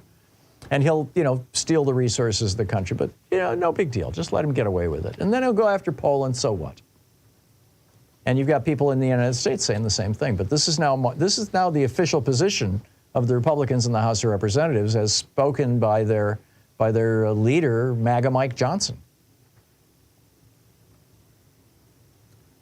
Over in the Washington Post, Catherine Belton, the headline, Russia projects confidence as it pursues alliances to undermine the West. And that this is China and countries in the global south, particularly in Africa, and the Middle East. The BRICS country, the BRICS group, which used to be Brazil, Russia, India, China, and South Africa, it has now expanded to include Saudi Arabia, the UAE, Egypt, and Ethiopia, and of course, Russia. The Kremlin has now begun referring to itself as part of the global majority. In other words, democracy is a minority, now it's autocracy. And they convened meetings in 2022 and 2023 on ways to undermine the dollar's role as the world's reserve currency, the ultimate goal to replace America at the center of the world economic system. And Russia's doing everything they can to disrupt the West. The State Department has warned that Russia is going to conduct information operations aimed at further undermining Western support for Ukraine. You can see that. All you have to do is go over to Exter. Actually, I pronounce it like, how President Xi pronounces the XI is how his name is spelled, and so he pronounces it as Xi. So I call it Exeter, only would pronounce the X the right way, but I can't say that on the air. Anyway, with a host of elections taking place in Europe this year, the State Department has warned of this, and it's happening. Matthew Redhead, who is the former head of Global Strategic Intelligence at HSBC and is currently a senior associate fellow at the Royal United Services Institute, a British think tank, he says, I think that hostile states like Russia and Iran and potentially China are going to start pushing the boundaries to see what reaction they'll get. It is an invitation to escalate.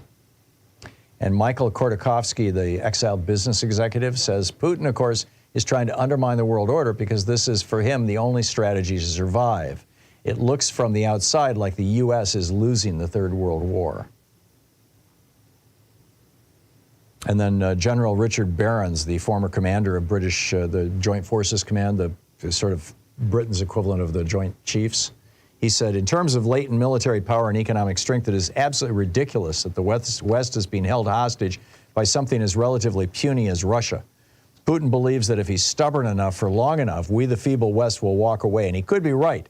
And that won't just be shameful. It will be an act of strategic self-harm. Well, it won't be self-harm because Putin is driving this process with his troll farms in St. Petersburg. And all these people on social media pretending to be Americans, and particularly pretending to be lefties or righties, and saying, oh, just abandon Ukraine. Let Putin have what he wants. And for Putin, this is a matter of political survival. If he loses in Ukraine, he may well lose his life. That's what happens to dictators who don't win wars. We'll be right back. Stay with us. This is the Thom Hartmann Program. Joe Manchin has fired a warning shot. I'll tell you about that on the other side of the break, and I'll pick up your calls. Stay tuned.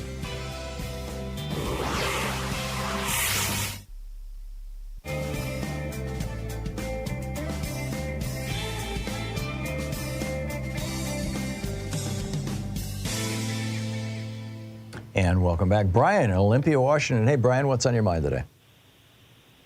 Yeah. Hi, Tom. Thanks for taking my call. I heard you say how you don't understand why people don't think that Biden would get immunity as well as Trump. But you know that MAGA Trump humpers think that Biden never even won the election. It was Trump that won the election, so Biden wouldn't get immunity. I get it, yeah. The logic is convoluted, but consistent, I suppose. Right. I'd also like to mention that You know how you say that there aren't enough progressive radio shows out there or TV shows? My cousin Michael in Chicago has a radio program, used to be a radio program. Now he's a YouTube program. But Michael James in Chicago, Live at the Heartland, I believe his show is called. I don't know. Live from the Heartland. I don't know anything about him. Sorry. Oh, well, I'd love it if you would look into him anyway. Michael James in Chicago, Live from the Heartland. Okay, will do. Thanks, Brian.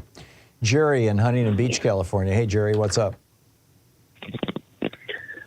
Well, I noticed, Tom, when someone calls in with a, let's call it an alternative view of Ukraine, you cut them off rather quickly, or you label them a tanky, or you call them a Putin apologist. Yep. But the guy that was on earlier, you talked for a long time about his website, the aid he's given to Ukraine. I mean, what are you going to allow someone to come on, a guest or even a caller, and offer an alternative view, a more accurate view of what's going on over there, instead of the stuff you and the Democratic Party and the Congress and all those guys, the neocons, put out about Ukraine? Because I'm not willing to Jerry, I'm not willing to promote Putin's point of view on my program. Putin's point of view? Yeah. So, that's it. See you later. Bill in Pulaski, Tennessee. Hey, Bill, what's on your mind today? Hey, Tom. I talked to Congressman Connor last week, but I've had something on my mind for quite a while concerning Trump. Mm-hmm. You were talking about all the different crimes he's committed, and there's one that has been on my mind since January 6th, is why, first off, I guess CNN is probably the only commercial TV program I watch anymore. I mean, I just can't hardly stand the rest of them. And what's your point, Bill? Bill? They had one of the Oath Keepers or Proud Boys on shortly after the January 6th deal, and he said they were there to do business. They were gonna kill Nancy Pelosi and hang Pence and the whole bunch. Yeah, it's fairly clear. You don't bring a gallows if you don't intend to use it. And I can't figure out why the Justice Department hasn't put out a charge of attempted murder against Trump and the whole cabal of everybody that went into the congressional building. I'm with you, Bill. I think they could have thrown the book at these guys much harder than they did, and I think they didn't because, frankly, in my opinion, Merrick Garland is a wimp. But, what can I say? Bill, thank you for the call. It's 22 minutes past the hour. We'll be back.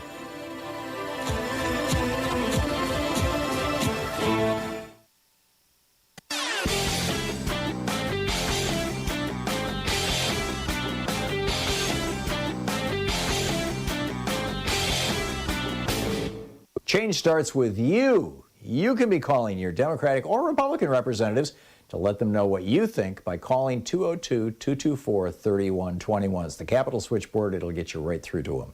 One of the grand questions that political scientists have been scratching their heads over for years in America is, why do right-wing billionaires fund anti-black history movements? Why are they pouring money into these people? Why are they funding anti-trans movements? I mean, what does this have to do with being a billionaire? Well, it turns out it has a lot to do with it, and here's why. Almost 30 million Americans lack health insurance. 37 million of us live in dire poverty. 1 in 5 of us are illiterate. 1/4 of Americans suffer from a diagnosable mental illness and can't get treatment. 316 people are shot every day in America. 44% of us carry student debt. And the billionaires don't want to pay income taxes to deal with any of these problems of society. That's the real issue. If they can get us fighting with each other over black history or over trans people or kids, they win. Then we're not talking about taxing them, raising their taxes to where they should be. There's a whole rant about this over at HartmannReport.com that you can read and see all the stats and all the hot links. Check it out.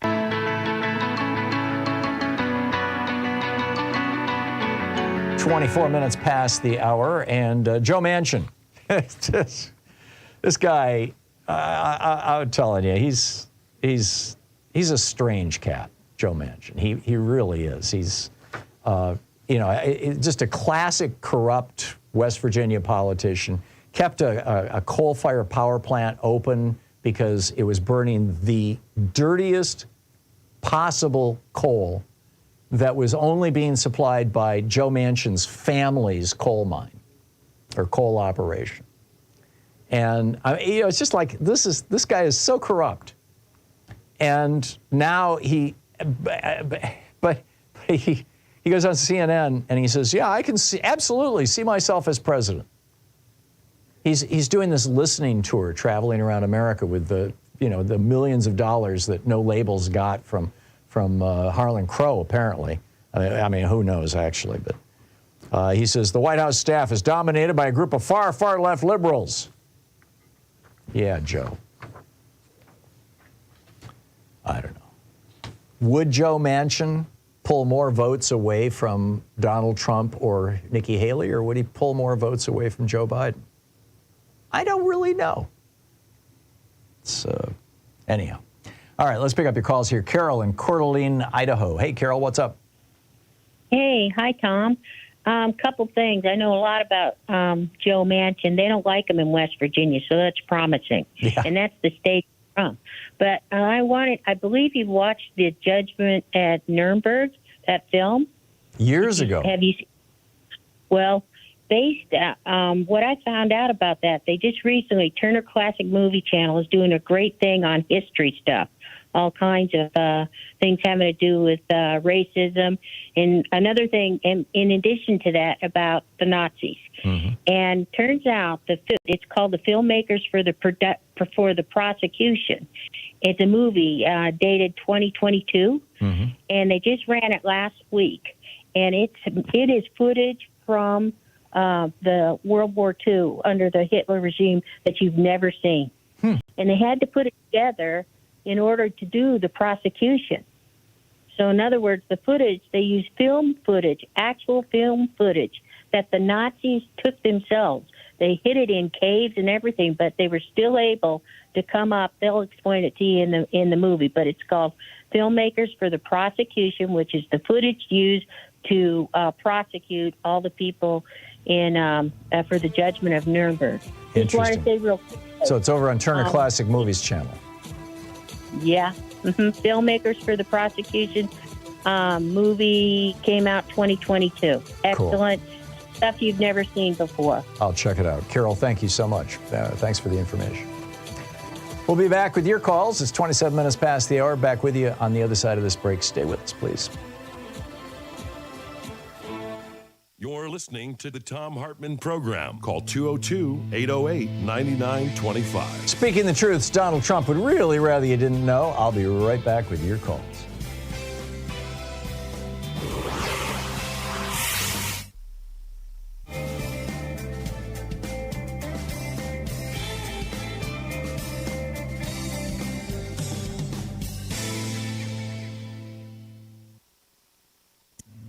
This is the Thom Hartmann.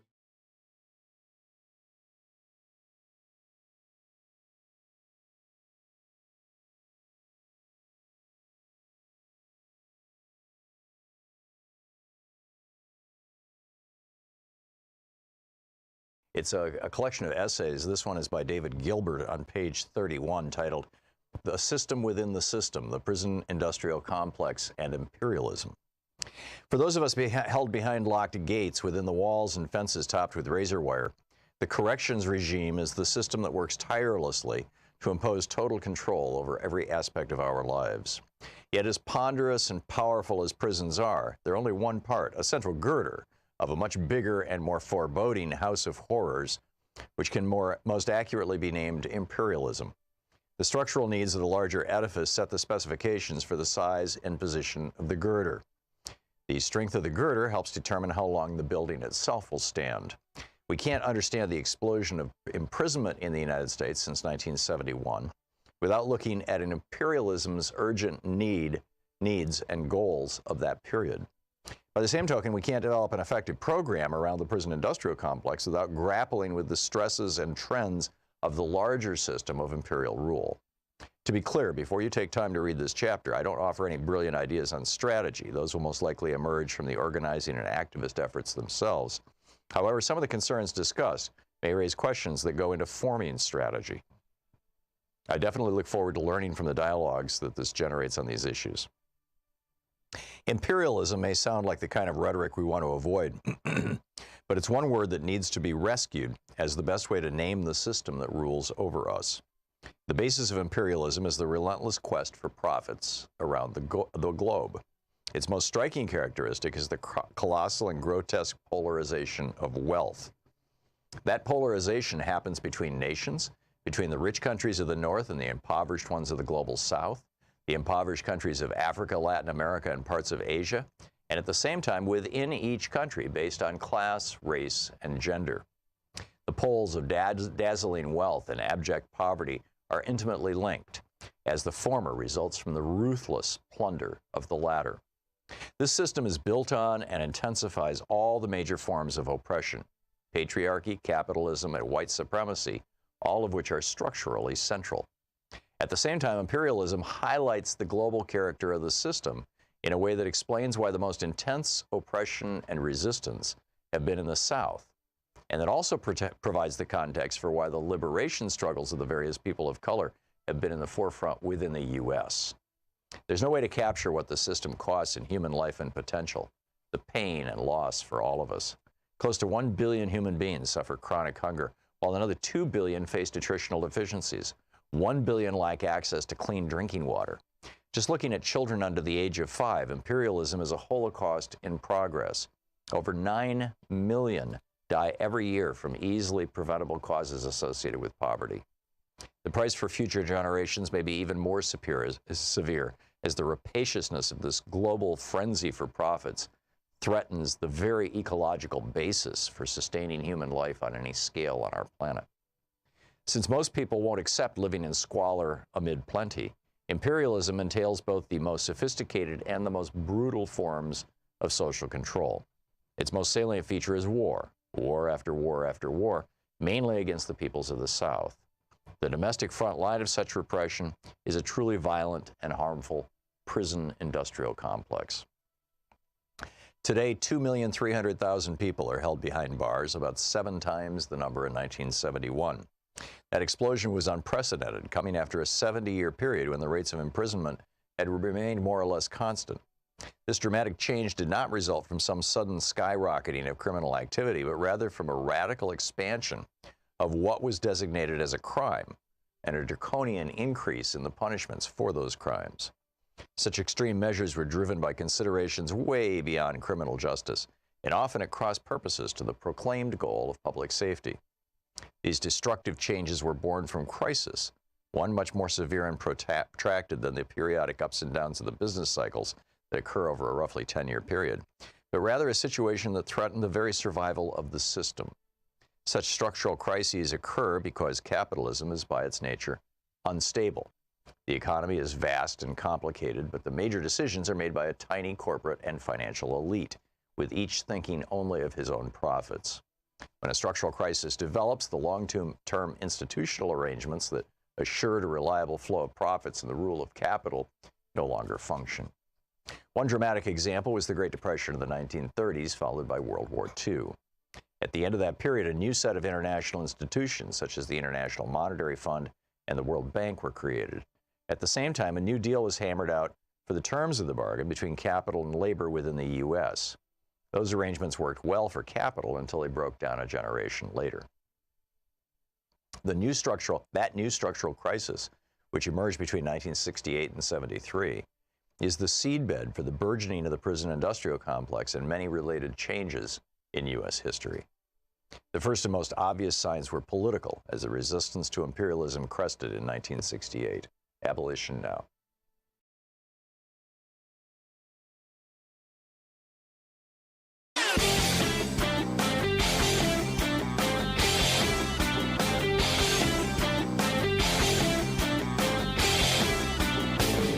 Hey, if you like the rants that I open the show with every day, they're typically published over at HartmannReport.com. Check it out.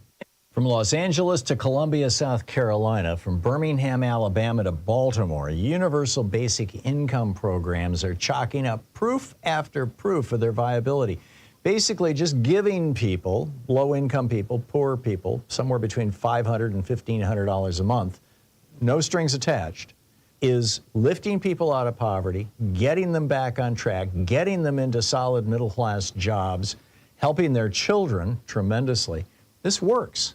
Now, we don't have to do UBI in the United States. We're the only developed country in the world that doesn't have a national health care program. Health expenses are whacking a lot of low-income people.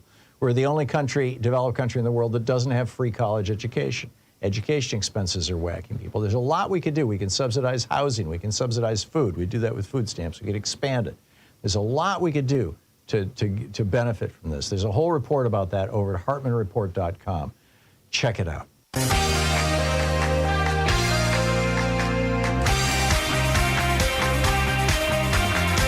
Welcome back. 35 minutes past the hour. And let's see here. Oh, yeah. Let's pick up your calls here. Tom in Akron, Ohio. Hey, Tom, what's on your mind today? Hey, Tom, I want to report some good news. Joe Biden is doing an awesome job. His administration is putting together a summit called Food is Medicine. And they're going with the HHS and the Department of Agriculture, Instant Cart, Rockefeller Foundation, and Feeding America, and some bipartisan Congress critters. And they're talking about getting food to Americans. Wow. Now, that doesn't sound like complicated, but I'm amazed. It's such a good project. Mm-hmm. You know, if you don't have food in your belly, what can you do? Yeah. Nothing. Yeah. No, it's true. You know, and they're talking about getting food to people, using it as medicine, and then they're good. They feel better, you know. It saves money in the long run. But if you Google Biden food is medicine, it'll come up. But I just saw it, and it was like crystal clear to me. This is a good guy, and he's surrounded himself with good people. I think you're right. I really do. And I've met Joe Biden, and I mean, not that I know him well or anything, but Louise and I both spoke with him at some length. And I think he's, and this was back when he was vice president, but I think he's absolutely brilliant. And I think he's doing a fine job, actually. So, Tom, thank you for the call. You know, everybody's like, oh, well, he's too old or what? Yeah, come on. Larry in Coos Bay, Oregon. Hey, Larry, what's on your mind today? Good morning, Tom. Thank you for taking my call. I have a prediction for how the RNC is going to get rid of Trump. And it all hinges on what happens on Wednesday when Erdogan defines the penalty for the fraud case in New York. Yeah. Well, we know it's $250 million at least, and it might be more. At the same time, on Wednesday, all candidates have to file their financial disclosures as far as contributions and how much money they spend on what. Oh, interesting. And that's going to be... That's Wednesday this week. That's Wednesday this week, the 31st. Wow. And what's going to end up looking, or what you got with, if anybody reports it and, again, looks at it critically, most of Trump's campaign contributions are going for legal fees. Yeah. And eventually someone's going to say, I can't do this anymore. It's a losing proposition. But here's what's going to go down almost immediately after that. We've already seen a couple of Republicans start questioning Trump's viability as far as electability is concerned. Also, his troubles, not just legally, but also being a sexual predator, things like that. Well, if there's a little bit more of an outcry, and I'm sure Mitch McConnell's going to try to orchestrate this as well, what's going to end up happening is Trump will eventually say, or when he can't be elected, he'll say, there's something wrong physically, medically, I have to go into the hospital. Eventually he'll have to drop out.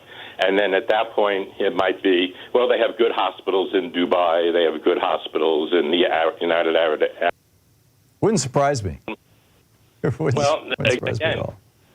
I mean, that's the off-ramp. And that's what they're looking for right now, an off-ramp, whether it's the Supreme Court, which I doubt, or it's going to be something, again, for me, his off-ramp as far as dignity or, being able to bow gracefully, it's going to be, I have a medical issue, I can't perform, that's it, I'm done. because, and whether it's a force out somehow, bribery, maybe they have the PP tapes, I don't know.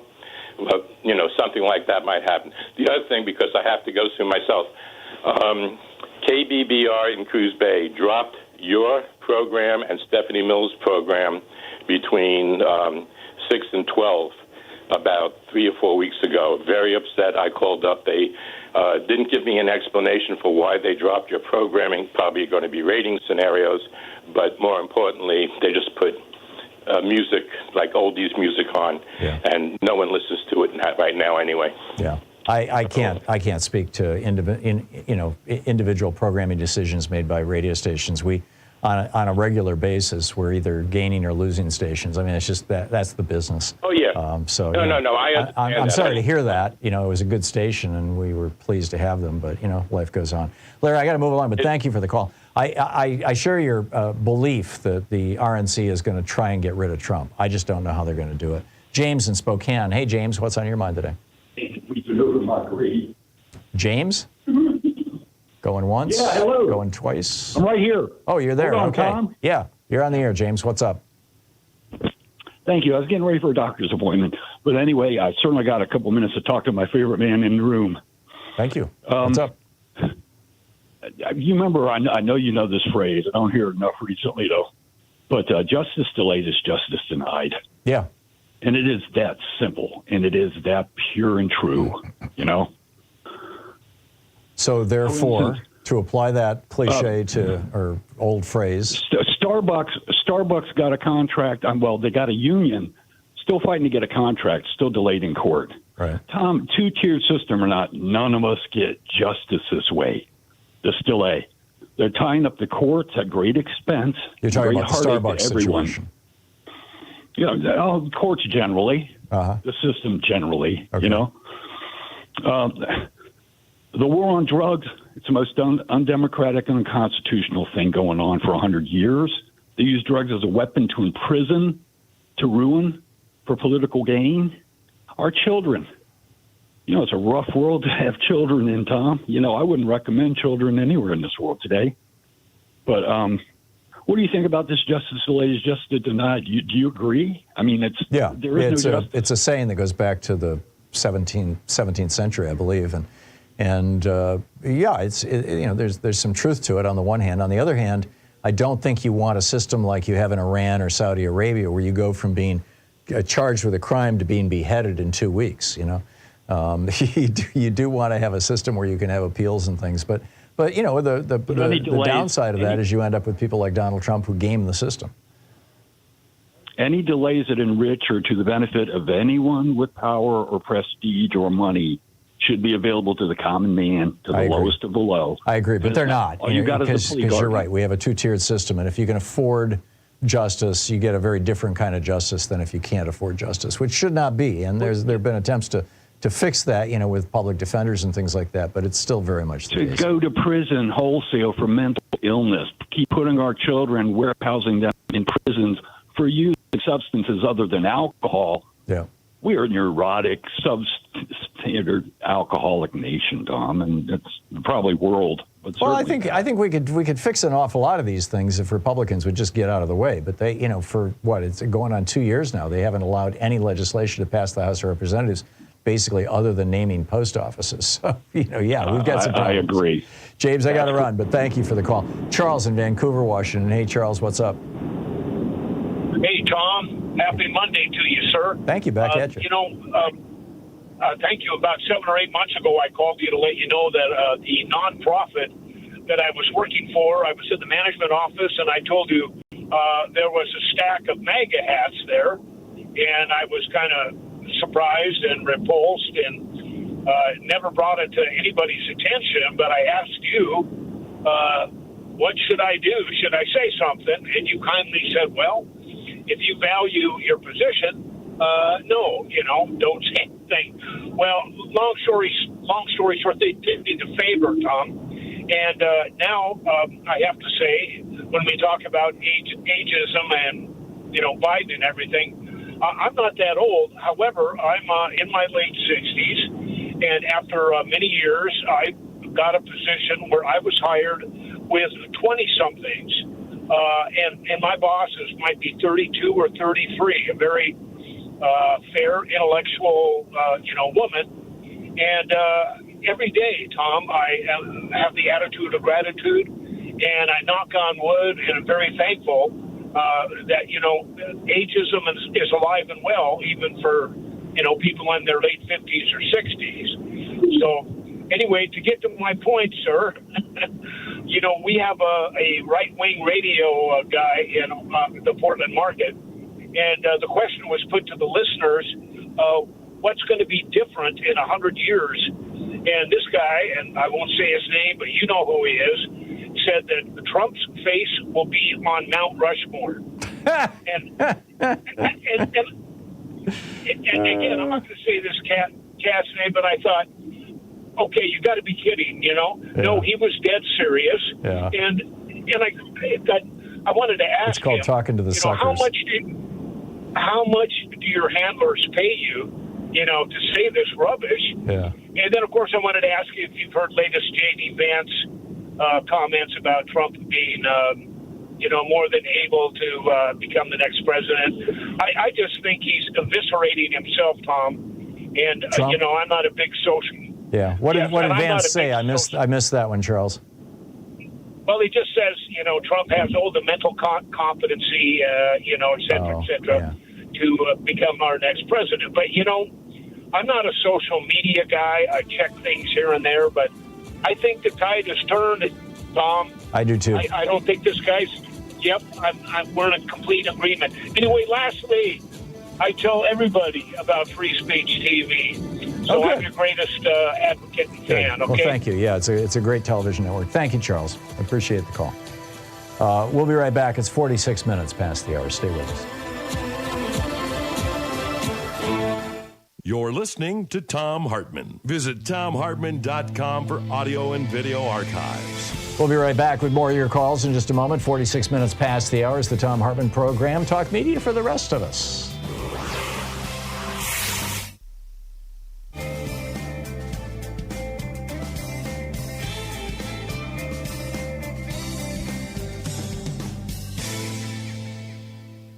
And welcome back. Eric in LaConner, Washington. Hey, Eric, what's on your mind today? Hey, long-time listener, thank you so much for your eloquence in promoting the general welfare over the many years. I've been a long-time listener at KSER 90.7 in Everett, and I had a couple of, ideas I wanted to run by you, questions, if you will.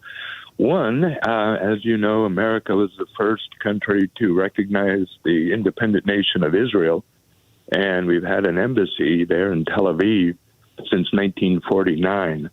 And then Trump moved it in 2018 into Jerusalem. Mm-hmm. What are your thoughts if President Biden took this opportunity to send a message to Netanyahu, et cetera, to move the American embassy back to Tel Aviv? And I doubt he's going to do that at this point. And in fact, a couple of other nations followed our lead and moved their embassies to Jerusalem. It wouldn't surprise me if, over the next couple of years, there's a larger movement to do that. Right, but an awful lot's going to depend on whether a two-state solution actually gets enacted. Right. Because the whole "don't go to Jerusalem" thing was based on, a quarter of Jerusalem is still contested territory. Correct. And we're on record with UN Resolution 242 and 383, I believe, that talks about, yes, we're in support of the two-state solution.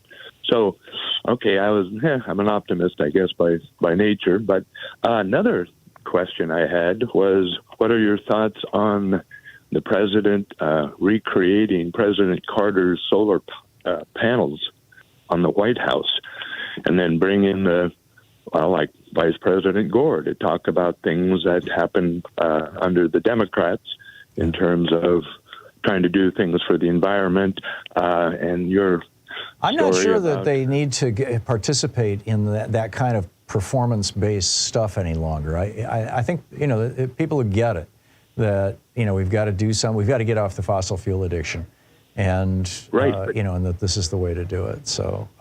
Right, but think of what if Al Gore said, well, Jimmy Carter wanted to do X, Y, and Z, and then he wanted to move, as your story goes, to move the post office into electric vehicles back then. And then, the stories of the Republicans' attempts over the many years to kowtow to the fossil fuel industry, et cetera, including et cetera. Louis DeJoy blowing up the U.S. Postal Service, electrifying their fleet. Yeah, absolutely. I mean, this is the Republican agenda, is to do whatever the fossil fuel billionaires want, because the fossil fuel billionaires own the GOP. It's real simple. Absolutely. And lastly, what do you think if President Biden and other Democrats started using Gouverneur Morris more as their speechwriter than they do as your eloquence over the many years? It's like, why can't they talk about things like civic virtue? Why can't they mention things like, hey, hand out a penny to folks in the audience, say, penny for your thoughts. What does that e pluribus unum mean? Of or from many we're one, and talk about unifying. And every issue could be then pivoted back to one of the 6 goals stated so eloquently in the preamble to Gouverneur Morris is one of the founders who is, not given the kind of credit he deserves. If you read James Madison's notes on the Constitutional Convention, he's all over them and saying some of the most absolutely amazing and eloquent things, particularly his indictment of slavery. But, it goes way beyond that. So, yeah, I'm with you, Eric. Eric, thank you for the listening on KSER, and thanks for the call. We'll be right back. It's 10 minutes before the hour.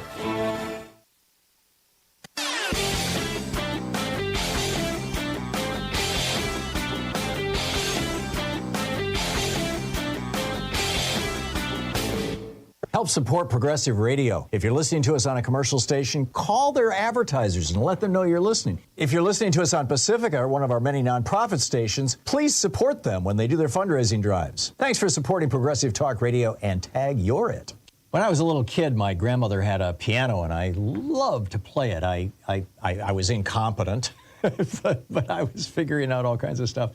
And then I kind of got away from it and, went to school and things got busy and just lost track of it. Well, now there's this fascinating new study out of the University of Geneva, Switzerland, that is making me think maybe I should go back and learn the piano. What they found was that they took a group of 132 healthy older adults, retired, 62 to 78 years old. Half of them learned the piano, half of them took music classes without learning the piano. And what they found was that those who learned the piano actually had the strongest increase in their memory, in their mental competence, their mental faculties. Those who took the music classes also did well, but learning the piano was a huge step. So check it out. There's a whole long rant about this over at HartmannReport.com. Check it out.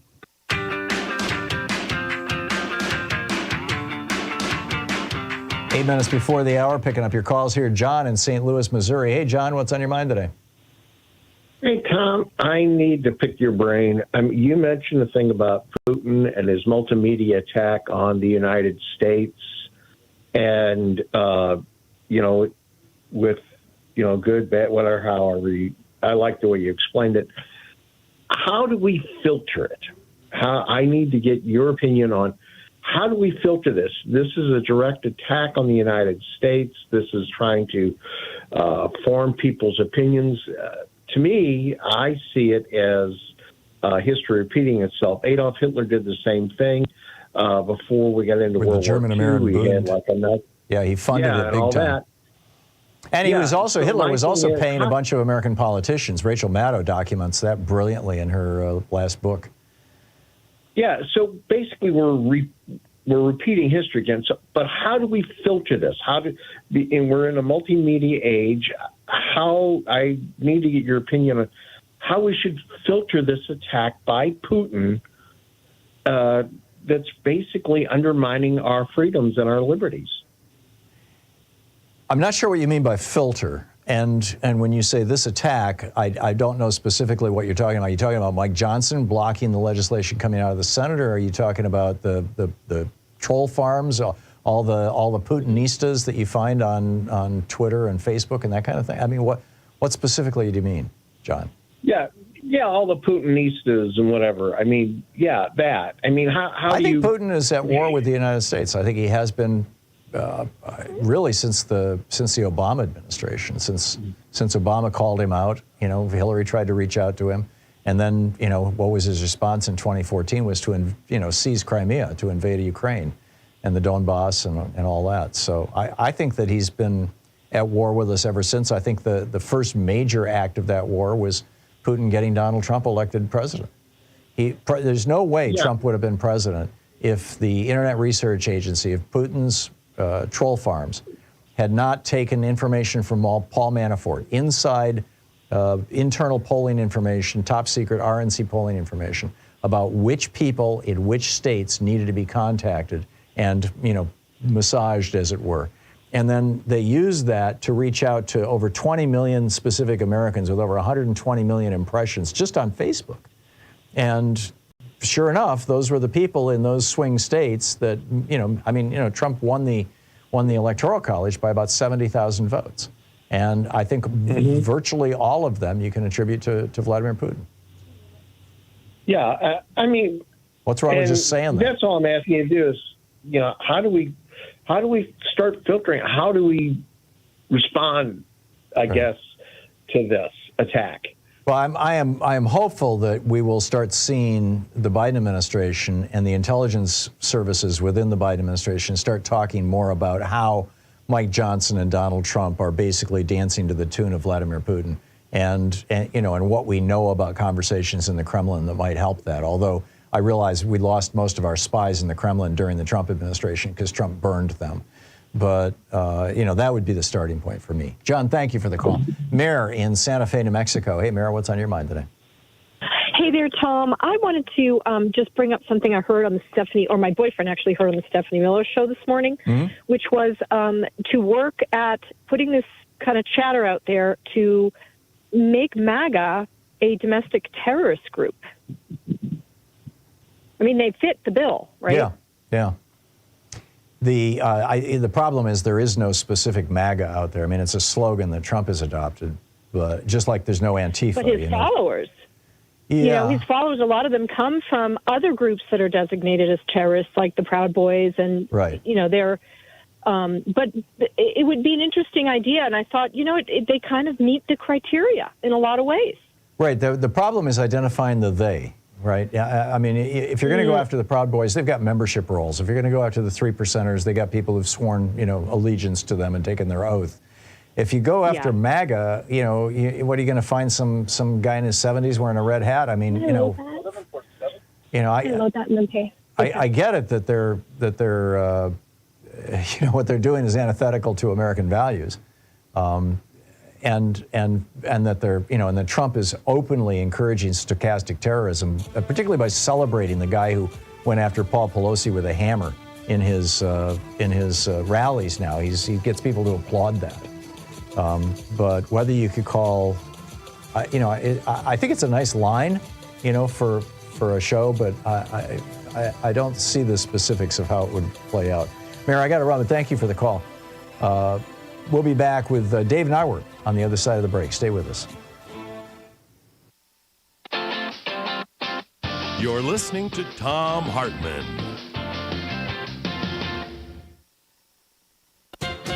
Is corporate ethics the Thom Hartmann program here on Free Speech TV and Video Media Online.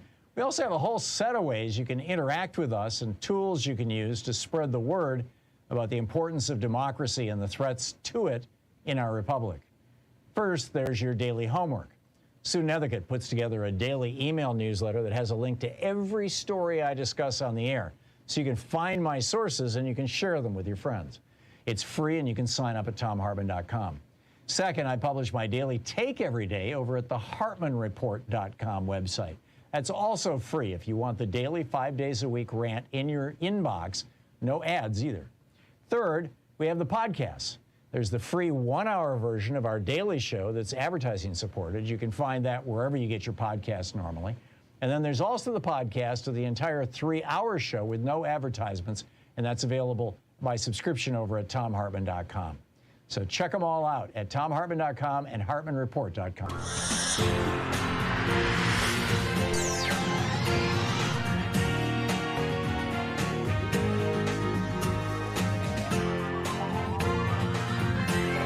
We say fight back!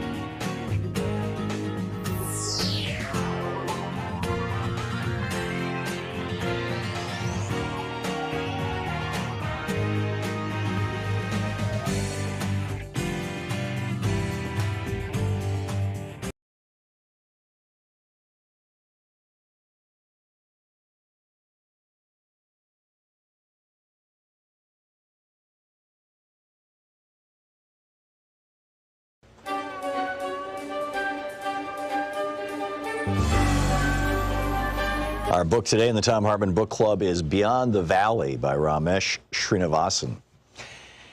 This is from Chapter 1, The Power of Data. In November 2017, my Apple MacBook Pro was stolen. It happened on the island of Ibiza, where I was visiting my friend, a documentary filmmaker. We were thinking of making a series of short films to illustrate innovative uses of new technology around the world. We sat together writing down examples of technological innovation, subversion, and creativity we'd already witnessed. We discussed themes I explore in this book, such as surveillance, the gig economy, and the future of work, artificial intelligence, and cryptocurrencies. After uploading our ideas to Google's cloud-based storage platform, Google Drive, we took a short break, locking our laptops in the trunk of our rented car. When we returned, both laptops were gone. Although upset, I was also relieved. I'd be able to recover most of my data because almost all of it was in the cloud. That was what I signed on to when I stored my files with Google as well as with Apple, Microsoft, and Dropbox. But in the bargain, I'd allowed them to profit from my data.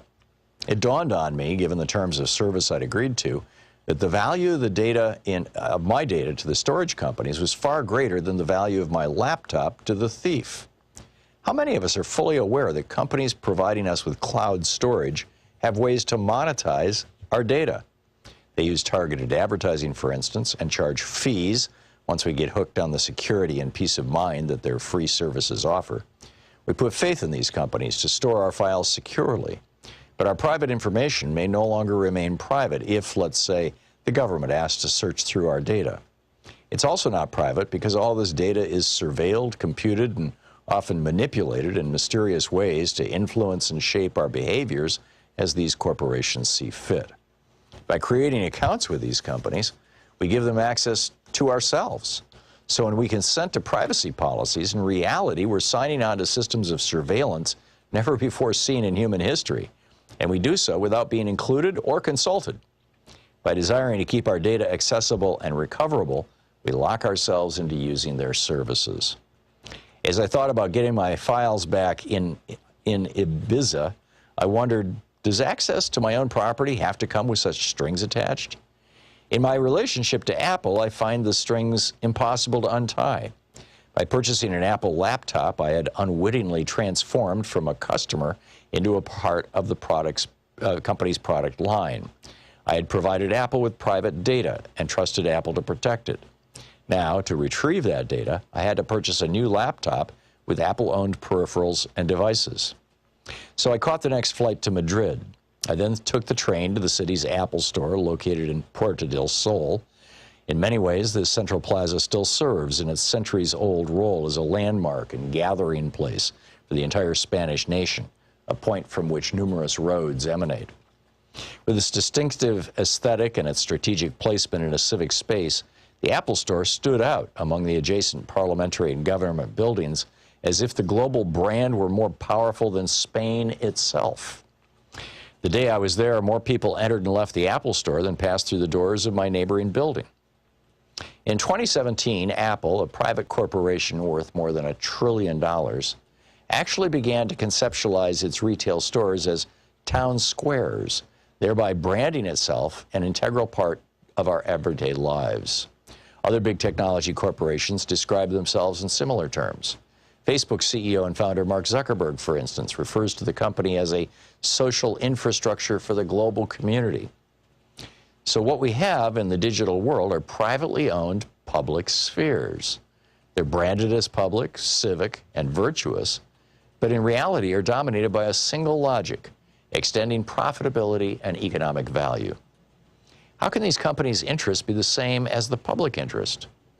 Like many other large corporations, Apple is shareholder-owned and therefore primarily accountable to its investors and executives, rather than to its employees, customers, or the general public. I had not begun to unpack the meaning of all this until I realized how monumental the Puerto del Sol Apple Store actually was, as an icon and a structure. As I walked into the store, an Apple employee invited me to purchase a new machine, log on to my iCloud account, and retrieve from Apple Cloud Storage the data that I lost from my stolen laptop. These transactions, completed in less than an hour, were simple and efficient. My data was extraterritorial, easily retrievable in Spain, and likely would be in most other countries. Purchasing a new laptop and getting my data back supported Apple's economic model. National borders were no threat or hindrance. The same was true with retrieving data I had stored on other corporate cloud servers managed by Google and Dropbox. In technology circles, this saying has made the rounds. If you're not the customer, then you're the product. Many of today's technologies come to us for free, but in return, our personal lives come for free to these technologies. But they are accessible for the company's profit and gain. Yes, when we search Google, we look for information, but do we realize that Google is also searching us? Users, and it goes on from there. So the book is Beyond the Valley by Ramesh Srinivasan.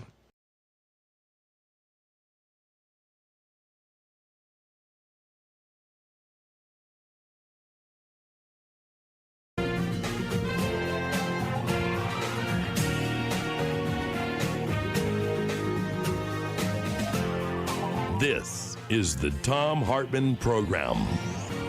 Welcome to the third hour of our program. On the line with us is Dave Neiwert, the investigative journalist, staff writer over at Daily Kos, the author of numerous books. His latest, The Age of Insurrection, the Radical Right's Assault on American Democracy.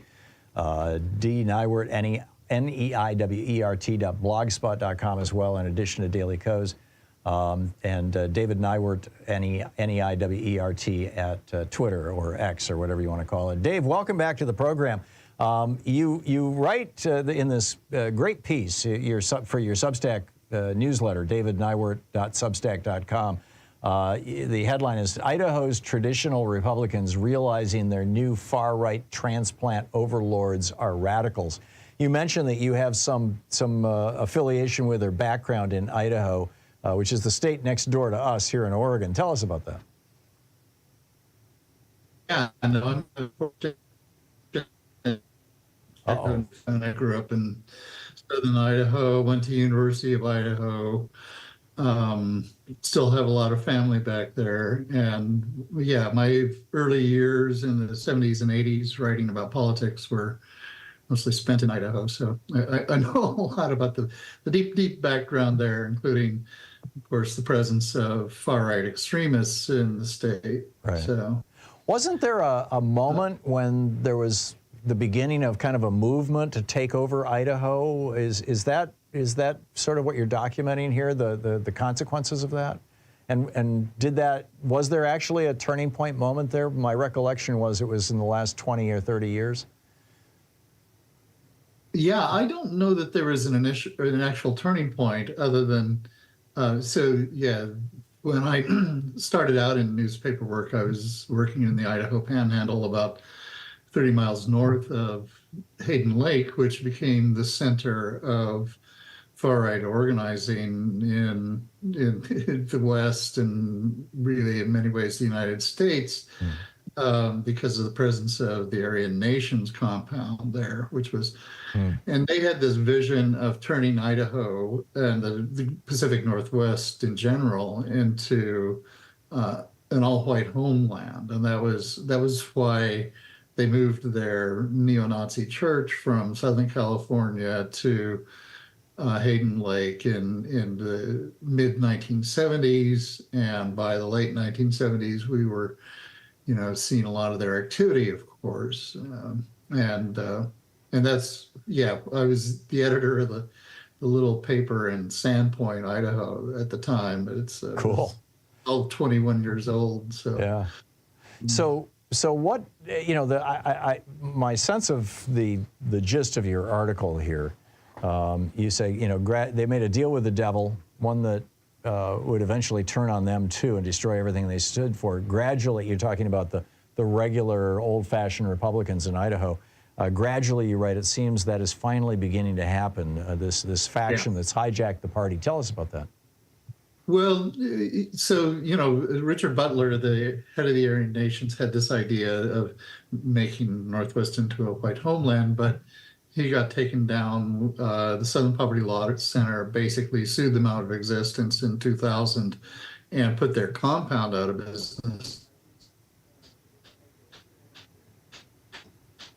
But what was actually happening at about the same time was that the image that they had created for the state nationally of being an all-white kind of place wound up attracting large numbers of people fleeing Southern California and elsewhere in a kind of white flight to Idaho that really began in the late 90s and started accelerating in the 2000s. And then and then in the past decade, we have seen, political operatives who moved to Idaho from California really taking over the Republican state party apparatus piece by piece. So there wasn't really a watershed moment. It's been very gradual. But it's finally come to a head recently that, mainstream conservatives should have nothing to do with these guys because they're the opposite of what we think of as genuinely conservative. They're extremist radicals. They want to tear down the country, and they want to tear down our system of democracy and everything else. And unfortunately, it's taken them a long time to wake up because, of course, they've taken these groups and these operatives, into their own organization and now basically cede a control to them. And it did kind of come to a head very recently when the Idaho Freedom Foundation, which is one of the leading exponents of this sort of takeover, hired a well-known white nationalist named Dave Riley, who moved to Idaho in late 2020 and immediately started running for the local school board in Post Falls. And the more we've dug into Riley's background, the worse it gets, the worse it looks, because he was one of the originators of the idea of having a tiki torch parade at Charlottesville. He was present at Charlottesville. We've got photos of him standing just a short distance away from James Shields, the man who drove the Challenger, or drove the Dodge Charger. Heather Heyer. Yeah, and killed, maimed 15 other people, I think, at Charlottesville.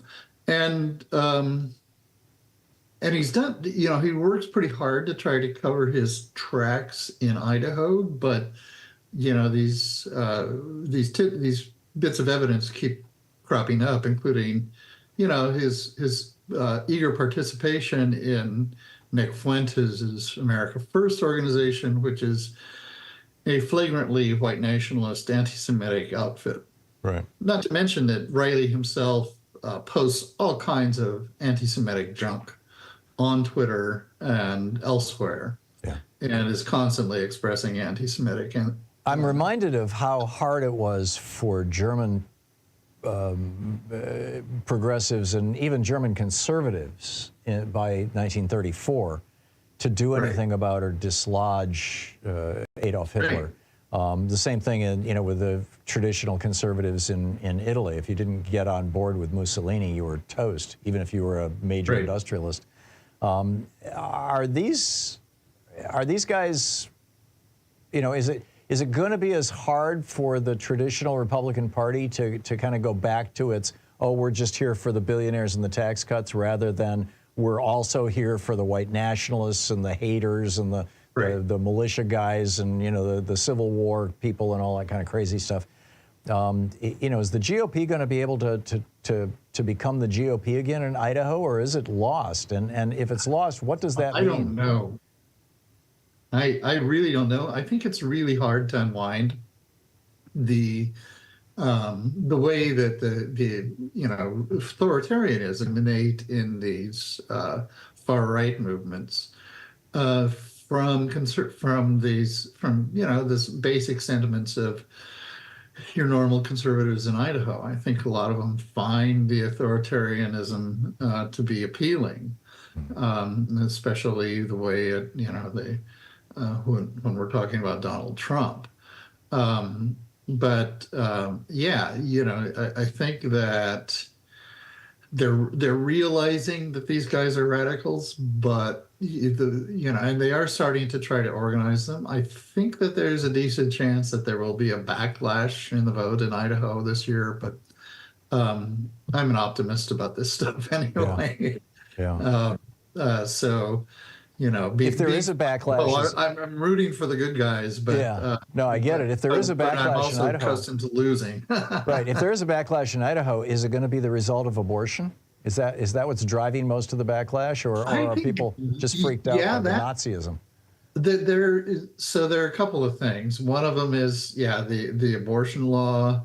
Another is the anti-transgender legislation that they're proposing is incredibly invasive, and I think really runs counter to, as conservative as Idaho has been, I would say that it's overarching ethos over the years that I lived there and have known people there is, I'm conservative, but it's live and let live. You're welcome to your own opinion and whatever. But inspecting genitals is not small government. Yeah, exactly. I get it. And then finally, they have a piece of legislation that's circulating now that would actually remove the domestic terrorist designation or domestic terrorism designation for people right-wing extremists who engage in domestic terrorism. Yeah. And, that's, of course, really crazy because we had an actual, have a serious history of actual domestic terrorism emanating from northern Idaho. And, people shouldn't have forgotten the 1984 rampage of the Order. Yeah. Those guys robbed about 24 banks. Yeah. Assassinated a radio talk show host, committed murders in Idaho. Yeah, Alan Berg. I'm very familiar with. We're out of time here, Dave. David Neiwert, his newsletter is called The Spy Hop, SPYHOP. Just go over to Substack.com and just plug in Spy Hop or David Neiwert, and it'll pop right up. You should subscribe. It's free. It's great. David, thank you so much for dropping by. Thanks for having me, Tom. My pleasure. This is the Thom Hartmann Program. We'll be back at 17 minutes past the hour, back with more of the news of the day and your calls after this. Be sure to check out Dave's newsletter. It's really great.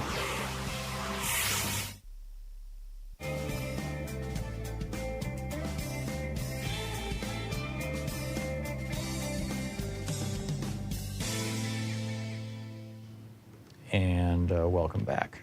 Oops. Come on, you. There we go. All righty. Kevin in Omaha, Nebraska. Hey, Kevin, what's on your mind today?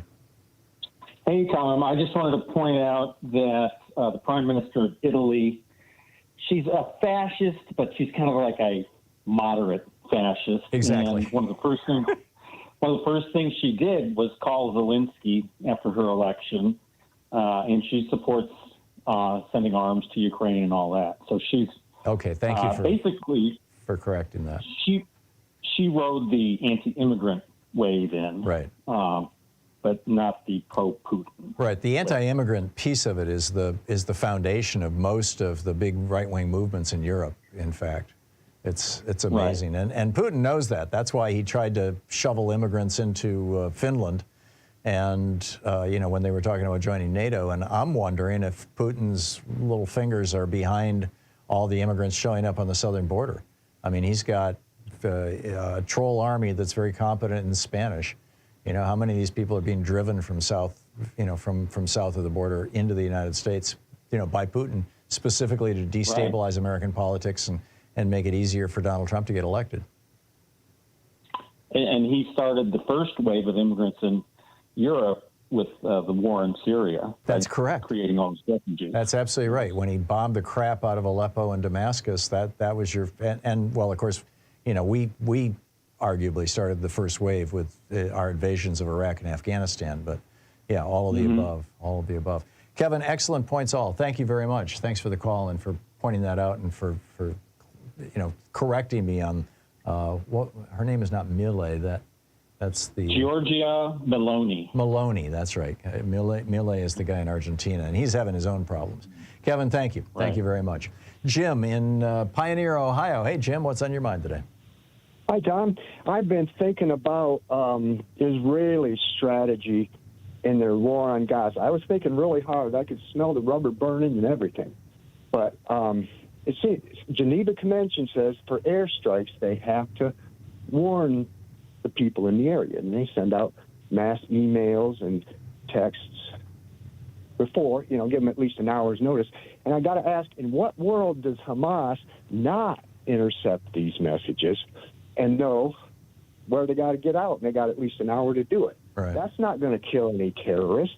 No. It appears to me the real strategy is to flatten Gaza, make it easier to drive the Palestinians out. Tell me why I'm wrong. Well, there are certainly people in Netanyahu's cabinet who are openly advocating that. Netanyahu has not gone that far, but to reject a two-state solution is halfway there, or it's a piece of it.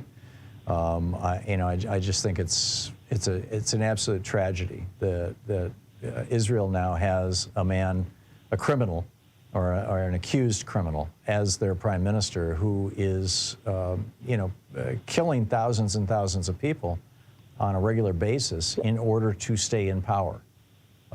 This. They're using this as an excuse. Oh, we warned them ahead of time. We're so humane, and they're not going to get terrorists with that strategy. Well, that's kill innocent people. Yeah, that's a difficult one. On the one hand, they're being criticized for not offering enough warnings, and on the other hand, there is the dynamic that you yourself point out there, Jim.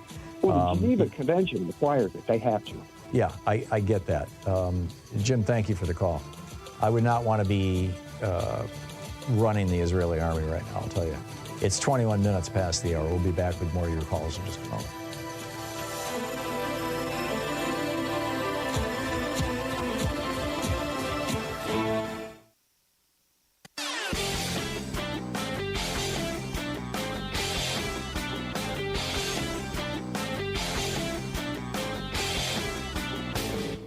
Missed my opening rant today? It's usually published over at HartmannReport.com, where you can read it and share it with your friends for free. Check it out, HartmannReport.com.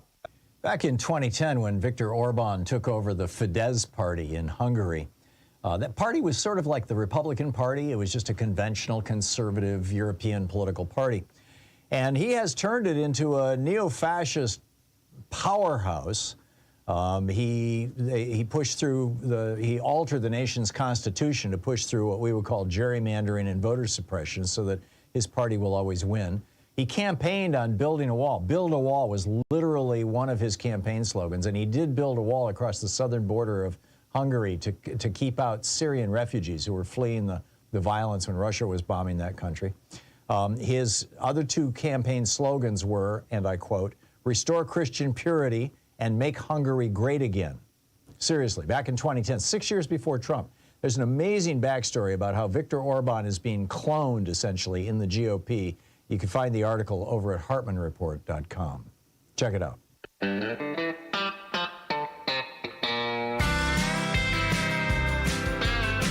23 minutes past the hour. Welcome back. And the piece that I published over at Wisdom School on the 21st, last week, and then published this morning over at hunterandfarmersworld.com, a slightly modified version of it, is titled NeuroLinguistic Programming, NLP, Cracking the Modal Code. And what it has to do with is how we understand and store data in our brains. And we do it through things called modalities. Now, the modalities are how we experience the world, vision, hearing, feeling, or kinesthesia, smell and taste, and also our sense of balance. But the vision, seeing, hearing, and feeling are the primary ones: visual, auditory, and kinesthetic. And we store data this way. These are called representational systems because this is how we know the world. We represent it through our senses. And so for example, you bring up a memory of something that happened yesterday, and just any old thing, and just ask the questions. Okay, in this memory are the pictures color or black and white? Are they movies or are they still? These are subsets of the modality of visual. How is the sound in this? Do I hear the voices? Do I hear it as if I'm there? Do I hear it at a distance? Is it far away? Is it tinny? Is it bassy? I mean, What are the auditory dimensions? And then the kinesthetic. How do I feel about this? How did I feel at the time? Where are those feelings located? And what we do is we take data in and then we convert it into basically content that is made of these three things, visual, auditory, and kinesthetic, and we store it based on them. And the parts of the brain that we store it in have to do with those specific details. So here's an explanation. For example, when I remember things that are boring, I tend to remember them as static, that is still pictures that are in black and white with no sound. When I remember things that are exciting, I tend to remember them in color as movies with sound. So if I take a memory of something that was boring and just intentionally fill in the color in that picture and add some sound to it, suddenly it starts feeling exciting. That may or may not be useful, but there are people take feelings, experiences that they have negative emotions attached to, perhaps unnecessarily, a feeling of embarrassment or something. It's the way that the waiter treated you at the restaurant day before yesterday, that kind of thing. And so, we have memories of these that kind of bother us. Well, if you take those memories and just like strip all the color out of them, or play the music backwards, or put music over them, or draw bunny ears on people, or whatever, if you alter the modalities and submodalities of those memories, you actually alter the meaning of them. And in the process, they get stored in a different part of the brain. Now, the brain will resist this if it's not the best thing for you. That's the other cool thing about this. This is kind of grounded in hypnosis. And generally speaking, people will only allow a hypnotic suggestion that deep down inside they believe will either be benign or will be to their benefit. So anyhow, it's the first class on this. I'm going to be on Saturday for subscribers to the newsletters for huntertofarmersworld.com and wisdomschool.com. I'm going to be doing a 1-hour Zoom class on this as well. So just FYI, I find it fascinating stuff, how the brain works. I'll be back with your calls on the other side of the break. It's 27 minutes past the hour. Stay with us. You're listening to the Thom Hartmann Program. Call 202-808-9925. Occupying the media 3 hours a day, 5 days a week, right here. We'll be right back.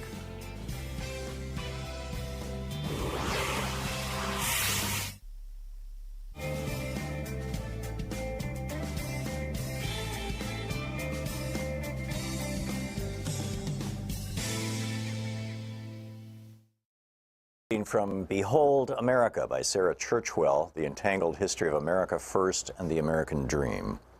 This is from the prologue. On Monday, 30 May 1927, a cool day with showers forecast, New Yorkers were gathering for the annual Memorial Day parades around the city. It was only 9 years since the end of the European War, into which America had been so reluctantly drawn, and Europe had suddenly become closer than ever before. Precisely 10 days earlier, Charles Lindbergh had completed the first solo flight across the Atlantic in the spirit of St. Louis, and no one had yet stopped celebrating. Front pages around the country reported that Lucky Lindy had been mobbed in London, greeted by rapturous crowds of 150,000. Few Americans were talking about much else than the newest national hero, but in New York that day, different kinds of mobs were about to gather. Around 8 a.m., a group of Italian immigrants living in the Bronx set out for the elevated train on their way to Manhattan to join the parade. But they were not going to honor the American soldiers who had died in the service of their country. They were supporters of Mussolini, planning to join 400 American fascists who were marching in Manhattan's Memorial Day parade as part of the official fascist movement in the United States. They had been invited by the parade's organizers, to the outrage of many anti-fascists, including Italian nationalists and anarchists who threatened violence if the invitation wasn't rescinded. It wasn't. Like all his fellow fascists intending to march that day, Joseph Carisi was wearing the black shirt uniform, sporting leather boots, jodhpurs, a black cap, and carrying a steel-tipped riding crop. When he stopped to buy a newspaper, Carisi was jumped by two men, stabbed in the neck, and left to die on the sidewalk. Another fascist, Nicholas Amoroso, who was running either to catch up with his group or away from the killers, reports vary, was shot 4 times, once right through the heart. One of the 2 murdered men had served in the American Army during the Great War, the other with the Italian Army, papers reported. The parade they had meant to join took place without them, a fascist delegation of several hundred that was guarded by police to, quote, avert disorder. After the parade, the American blackshirts returned to their headquarters in the heart of Times Square. There, another of the fascists standing outside was set upon by 3 men. He defended himself with his riding crop as his fellow blackshirts charged out brandishing clubs and whips, chasing the assailant through the theater traffic in Times Square, who fled as the black-shirted mob tore through the traffic. 100 fascists, reported the New York Times, rushed the attackers. A melee ensued that was quickly dispersed by the police. There was also violence in Brooklyn, where a parade of fascisti marched from the Angelo Rizza Fascista League at 274 Troutman Street in Bushwick. The LA Times reported several hundred men were parading, including 40 or 50 in the black shirt uniform. Fights broke out between supporters and protesters mingling on the sidewalks, and an anti-fascist was found lying on the ground, stabbed in the back. He survived and identified a fascist as his assailant.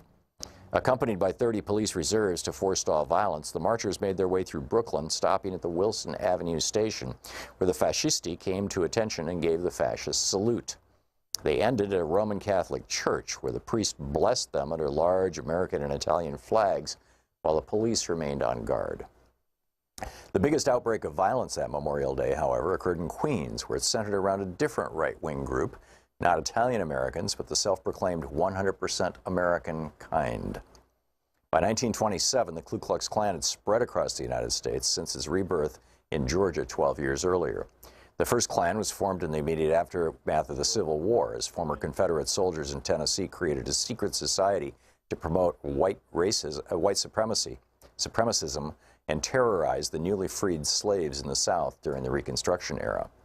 The name is generally believed to have originated from the Greek word for circle, kuklos, while Klan pays homage to the mystified Celtic heritage supposedly shared by white Southerners. Within a decade or two, the first Klan had been successfully suppressed by law enforcement and died out by the turn of the century. But in 1915, it was resuscitated in Georgia, and by the early 1920s, the second Klan had achieved a powerful political presence in the United States, not only in the South, but across the country.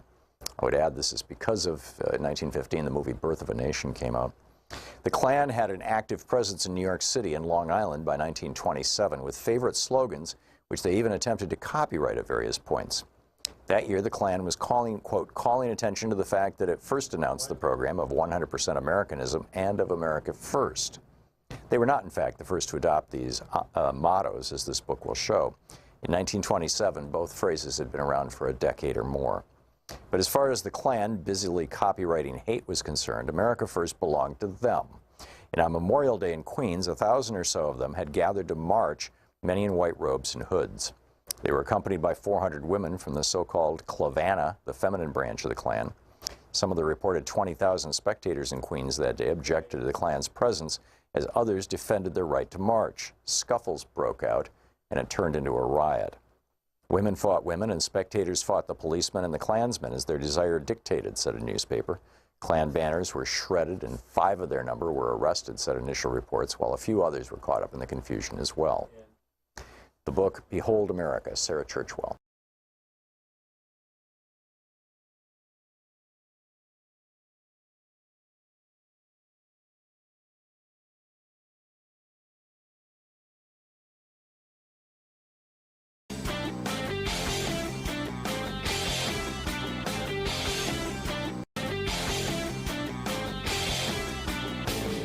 From international trade policy to immigration policy to housing, we've got all kinds of topics. The wars between Republicans and Democrats, the Republican efforts to induce fascism in the United States. A great selection of opinions will be found over at HartmannReport.com. So a lot of people are wondering, why is it in America that we can't have nice things? Why don't we have, the same things every other democracy has? Every other democracy in the world has a national health care system of some form, and everybody is covered. We don't. We've got 27 million uninsured people and over 100 million underinsured people. Why is that? Why is it that every other country in the world offers college education very inexpensively, if not for free, and for here you go to debt? Why is it that we've got our public schools crumbling and other countries are doing well? Why is it that we've got Medicare being taken apart by this Medicare Advantage scam and nobody will do anything about it? Well, it turns out the reason why it boils down to one thing, one Supreme Court decision, Citizens United, legalizing the bribery of our politicians. There's a whole rant about this over at HartmannReport.com. I think you're going to find it very, very useful. Check it out.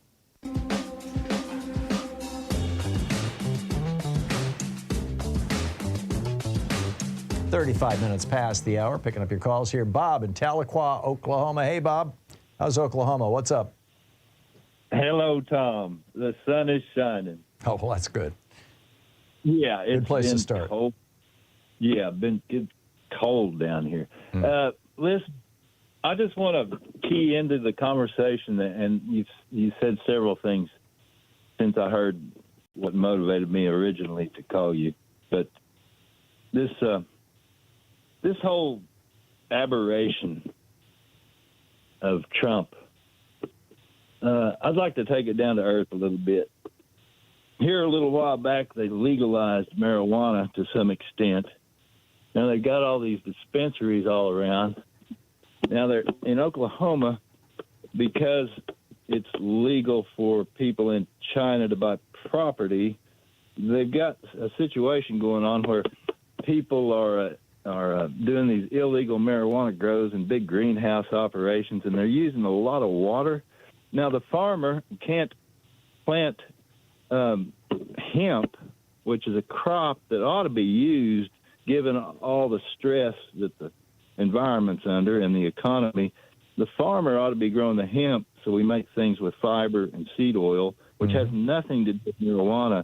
But they make it have something to do with marijuana by insinuating still that we need to have a war on drugs and a war on marijuana. Right, and the plants look the same. Yeah, so instead of legalization, it should have been ending prohibition, rescind the law that China did in the first place. China discovered the industry of hemp with rope making and paper making, and they made it illegal to smuggle seeds out of China, where the plant was found originally after the last ice age. Okay, so it's come a long way. Everybody knows the history of hemp. Jack Herrera wrote a really good book about it called The Emperor Wears No Clothes. He wrote several additions to the book, and then he passed away. But he did good work there. It ought to be looked at. And I don't know why Free Speech TV or your show, frankly, doesn't embrace this book and bring it to the light where people could understand and have some reference to a different point of view about this conspiracy against marijuana and this war on industrial hemp. I think you just did, Bob. That was a pretty good plug. So your point is that we need to end the prohibition. I'm waiting for the Biden administration to take a bold step on rescheduling marijuana. I'm just surprised it's taken them this long. Although I'm guessing this will become an election issue. We'll see. Yeah. Let me say one other thing. Biden worked against us my entire life. I'm 64. Biden is working against us the whole time he's been in there concerning the marijuana issue and the need. Well, until he became president. Now he has given two speeches, or he's mentioned in two different speeches, that we need to reclassify marijuana. He just hasn't gotten it done. Yeah, and the reason he hadn't got it done is for the reasons you bring up, like Citizens United and all these people being bribed. Well, it's also that, the alcohol industry is totally against it. That's a big piece of it. You're absolutely right, Bob. And they can buy politicians. But the other part of it is that the president can't do it with a stroke of a pen. It has to be done by the regulatory agencies that came up with the designation in the first place. And I believe that... So the farmers. The farmers and the people need to do this. Yeah, well, I think that this comes to the FDA and the Drug Enforcement Administration, the DEA, and I don't recall which one of them controls that schedule list, you know, the schedule 1, 2, and 3. But one of those agencies has to do it before Biden can claim credit for it, and that's the problem. Bob, I got to move along, but thank you for the call. Bill in Sierra Blanca, Texas. Hey, Bill, what's on your mind today? Hi, Tom. Yeah, I wanted to get your take on this recent news. You might have already talked about it earlier in the show about the Biden administration pausing all of the LNG gas exports to countries like China. I live on a frontline community here in Sierra Blanca where they'd go under the river all the way to Puerto Libertad for 3 billion cubic feet of gas a day to be exported to China. Yep. So it's all over the news, as you know. I mean, yeah, this is a big deal. Right wing is just. And if I can just expand on it a little bit, Bill, because I wrote about this in my Saturday report at HartmannReport.com, but you're right, I didn't mention it today, and I should have. This is the arguably the largest carbon bomb on Earth right now. Just got paused. Now it hasn't been averted yet because it's paused, and that is the export of liquefied natural gas from the United States to these LNG terminals, and that's a big deal, especially after the Willow project kind of let us down. To have the Biden administration say, no, we're not going to expand this, at least at the moment. I think, you know, and for those of us who live along the routes, as it were, you know, the Pacific Northwest here, it's a huge big deal. Yes, and some of your listeners may not know, we already export 11 billion cubic feet a day, and there's 13 billion cubic feet a day that are being constructed that have already been approved. This pause doesn't even affect that. Right. We're already exporting nearly 28 billion cubic feet a day to the European Union and other countries. And by the way, the European Union says we don't need any more gas. Don't use us for an excuse to get this done. Well, they're still dealing with the Nord Stream pipeline being blown up, and you know the loss of Russian gas supplies. But you know, by and large, yeah, I get what you're saying, Bill. And you know, I think it's a great start. I think the Biden administration is taking climate very, very seriously right now. Although you know, it's a bizarre political environment right now in America. Bill, thanks for bringing that all up. Steve in New Boston, Michigan. Hey, Steve, what's on your mind today? Yeah, hey, Tom. The GOP of yesteryear is now the group of phonies today. That's who they are. I agree with you. And this is evident because they're not trying to hide anything they're doing. Take, for example, the bill that President Biden is waiting for that will help the problems at the border, will supply Ukraine and Israel with the aid that they need. And Johnson's already said that bill's dead upon arrival to the House. These people, we're paying them to do their jobs, and all they're doing is touting themselves around to do whatever Donald Trump tells them to do. Yeah. Now, here's what I want to make a point of. Tom, 2 people in my family died fighting in wars to protect the Constitution, keeping their oath to the Constitution, protecting our democracy and the freedoms that we live in today. One of them was a cousin that was killed in Vietnam on the very day he should have been on a plane coming home. Now, my concerns are, especially for Ukraine, if they don't get this aid to be able to thwart the threats coming from Russia, Russia's communist past history of expansion is going to go into the NATO countries, and when it does, we're going to have to put American boots on the ground. Right now, we don't have to do that. Let me tell you something. I stood over my cousin's flag-draped coffin, and the image of that day, being at his funeral and seeing that, is with me every day of my life. I don't think about the good times that we used to have when we would get together. I think about seeing him laying there dead. Now, all you moms and dads out there hearing my voice, remember this, because if Ukraine falls, you can count on U.S. soldiers going over to Europe, fighting and dying, and coming home in flag-draped coffins. It's happened before. It's going to happen again. And take it from somebody who's lived through it and still does to this day, you don't want to live through it either. Yeah, I completely agree with you, Steve. And if Putin takes Ukraine, that's the beginning of World War III. China will then go after Taiwan. Putin will then go after Poland and at the very least Latvia and Lithuania. It's possible he's going to try and start something with Finland. NATO is then going to be forced to decide whether they're going to take on Putin. And if Donald Trump is in the White House, of course, NATO will not. We'll leave NATO and it'll be sabotaged, and Putin will get everything he wants, which of course is why Putin's working so hard to get Donald Trump, into the White House.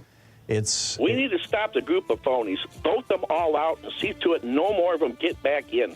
That's what we have to do. I am with you, Steve. And just to put a punctuation mark, my brother, I have 3 younger brothers. One's passed away, but the one who's just 2 years younger than me used to be a political consultant to Republican candidates in Michigan years ago. I mean, like 30, 40 years ago. And he's like, this Republican Party bears no resemblance to anything in the past. Steve, thanks for the call. You're listening to Thom Hartmann. Visit ThomHartmann.com for audio and video archives. It's in just a few seconds. It'll be 45 minutes past the hour. We'll be right back with more of your calls in just a moment.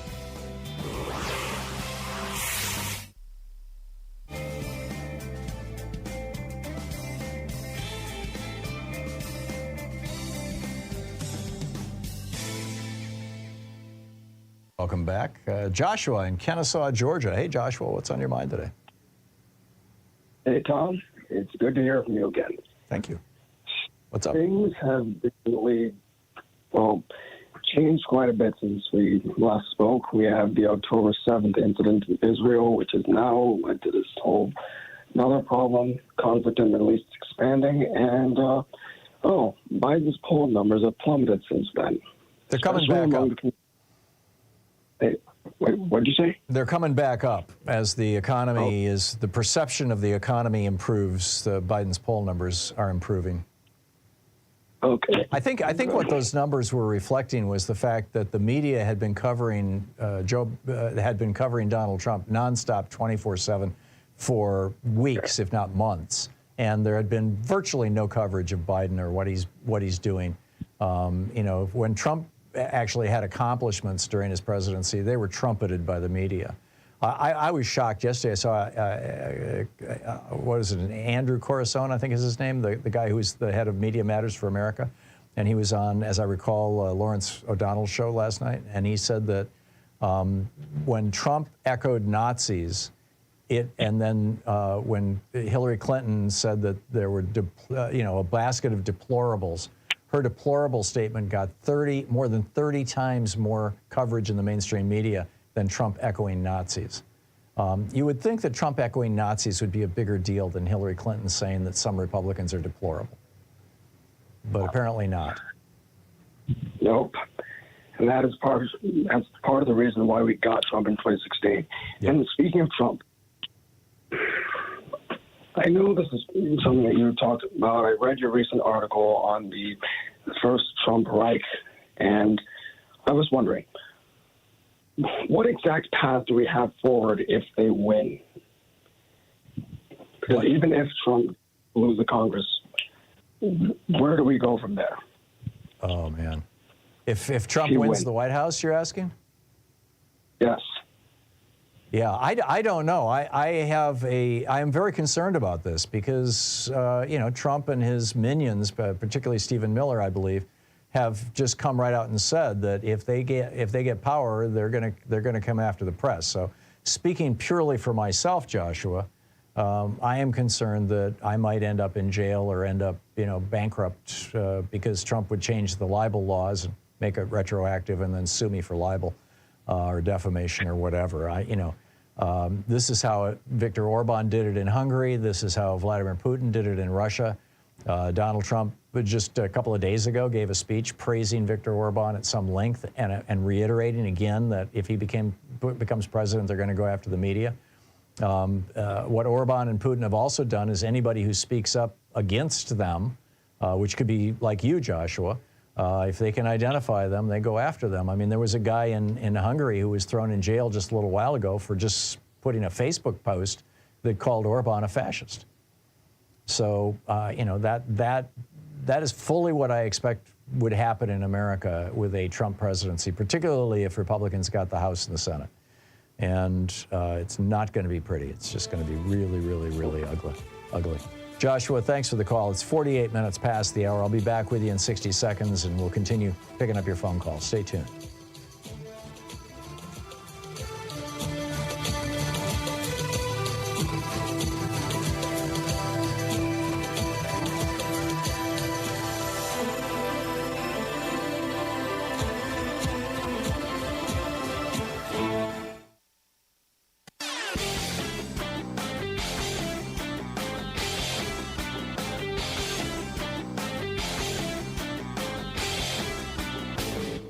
Hey, thanks so much for sharing our program and for reaching out to our stations and sponsors and letting them know that you're listening. It really means a lot to us. So back in 1933, when Franklin Roosevelt became president, we were in the depths of the Great Depression. He raised the top income tax rate on billionaires from 25% to 90%. The ultra-rich were screaming, and here's what he had to say. A number of my friends who belong in the very high upper bracket have suggested to me on several occasions of late that if I am re-elected president, they will have to move to some other nation because of high taxes here. Now, I will miss them very much.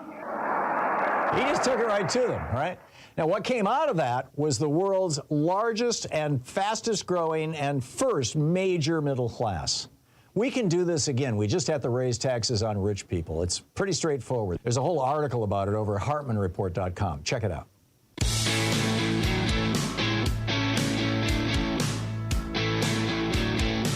Welcome back. Picking up your calls here. Michael in Bronx, New York. Hey, Michael, what's up? Hi, Tom. First off, just to add to one of your earlier callers that was suggesting to declare MAGA as a terrorist group, another reason why that's challenging is because of the narrative and rhetoric, the double standards that is going on the airwaves. You heard these same Trumpers, they're going to declare people like Black Lives Matter terrorists, where they were always peaceful and unarmed, but as far as their own MAGAs being armed and the insurrection of January 6th, they say, oh, no, we're not terrorists, we're patriots. Right. Just like they're using the term, they're hostages instead of prisoners. Yeah. So that's why that's going to be challenging. But as far as E. Jean Carroll case goes, $83,300,000, that is just the beginning, which I foresee a lot of accountability finally leveled against Donald Trump. Yeah. And then when you look at the attorney that couldn't even get it together in the courtroom, it kind of reminded me that, Donald Trump is picking these not just women, but people to be a bunch of yes men and yes women, just following what he says, regardless of what the laws and the Constitution is. I mean, I still remember, I can't remember that female judge's name that's handling the Mar-a-Lago thing. That's a Trump appointee. Yeah. Eileen Cannon, thank you. Yeah. Loose Cannon. You saw how she had to be reprimanded harshly by the Court of Appeals. Yep. And then, it's like with Trump, he's above the law as far as he knows, and he's the only one giving the orders. And that has to stop. Yeah, I am with you, Michael, and I think it is. And I think that he went in there thinking that he could bully the jury and bully the he's bullying his lawyer. I mean, he's got basically a strip mall lawyer, Ms. Abba or Haba or whatever her name is. Yeah, under Trump, we have all these vacancies filled with the utmost unqualified, uneducated, and pretty much unethical people, and that is dangerous and a threat to democracy. Yeah, loose cannon point in fact. Michael, thank you. Sandra in Omaha, Nebraska. Hey, Sandra, what's on your mind today? Well, you've had a few callers, I will call them Republicans, as a polite term, call in and complain because you don't let them promote their views. And I would suggest they check in with the thousands of other stations that are very highly promoted and continue to promote fascism and their right-wing limited views to make sure you only hear what they want you to hear, because heavens to Betsy if they told the entire story. So go back and listen to those and maybe talk to some of your ancestors that might still be alive, grandparents, great-grandparents, because if they're in their 80s and 90s and maybe 100, they might have some stories to tell you about how, back in the old days, we thought we could just skate along too, and then all of a sudden we were in a war, world war. That's right. And we didn't have any choice about it. Yep. And that's going to happen again. If Putin gets Ukraine, he will then take anything else he can grab, and eventually he will attack NATO, and then eventually we will be at war, and all of you young people, you will be in uniform whether you like it or not. Yep. You're absolutely right, Sandra. And it'll... I hate to tell you, but they're blind if they're not seeing this. I will support Ukraine to my last dime. Yeah. Because they are taking this on their own. They stood up to face this monster who thinks he can get what he wants because he's just like Trump. I want that. That was mine back 30, 40 years ago. My country, the Soviet Union. Well, F you, because you ain't the Soviet Union anymore, and Russia is nothing compared to what we can put up. Yeah. If we have to. There you go, Sandra. Well said. Thank you very much. That was great. Jeff in Portland. Hey, Jeff, what's on your mind today? Hey, good day, Tom. Yeah, that's a good rant from Sandra. And I want to talk about President Biden's reelection campaign. And I'll begin by enthusiastically echoing you on how cool it is that the president is steering us away from the neoliberalism of the last 40 years that you describe in your Hartmann report today. And, he's steering us, as you say, Tom, in a direction that FDR charted 90 years ago. So that's something to celebrate. He stood strong. He has stood strong with organized labor, stronger than any president up to now. The FTC's enforcing these antitrust laws. They blocked the merger of JetBlue and Spirit Airlines. And the next one we need them to block is Kroger Albertsons, which would be, radically monopolizing the grocery store industry. Which is under challenge also.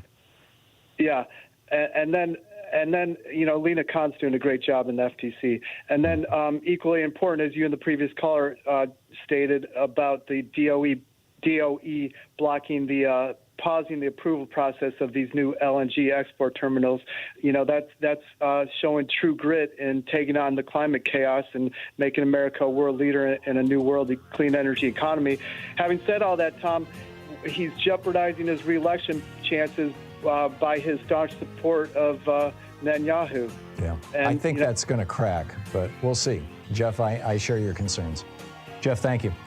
And thank you for being with us today. We'll be back tomorrow, same time, same channel. In the meantime, don't forget democracy is not a spectator sport. It requires all of us. That includes you.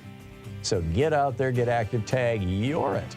We'll see you tomorrow. Have a great afternoon. Be good to yourself and the people around you. Stay safe, and we'll catch up with you on the other side.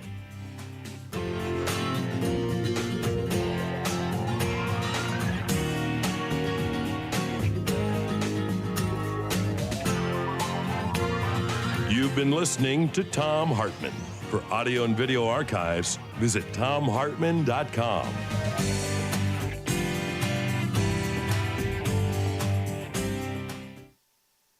In addition to bringing you the Thom Hartmann program here on Free Speech TV and Video Media Online, we also have a whole set of ways you can interact with us and tools you can use to spread the word about the importance of democracy and the threats to it in our republic. First, there's your daily homework. Sue Nethercutt puts together a daily email newsletter that has a link to every story I discuss on the air, so you can find my sources and you can share them with your friends. It's free and you can sign up at thomhartmann.com. Second, I publish my daily take every day over at the hartmannreport.com website. That's also free if you want the daily 5 days a week rant in your inbox. No ads either. Third, we have the podcasts. There's the free 1-hour version of our daily show that's advertising supported. You can find that wherever you get your podcasts normally. And then there's also the podcast of the entire 3-hour show with no advertisements, and that's available by subscription over at thomhartmann.com. So check them all out at thomhartmann.com and hartmannreport.com.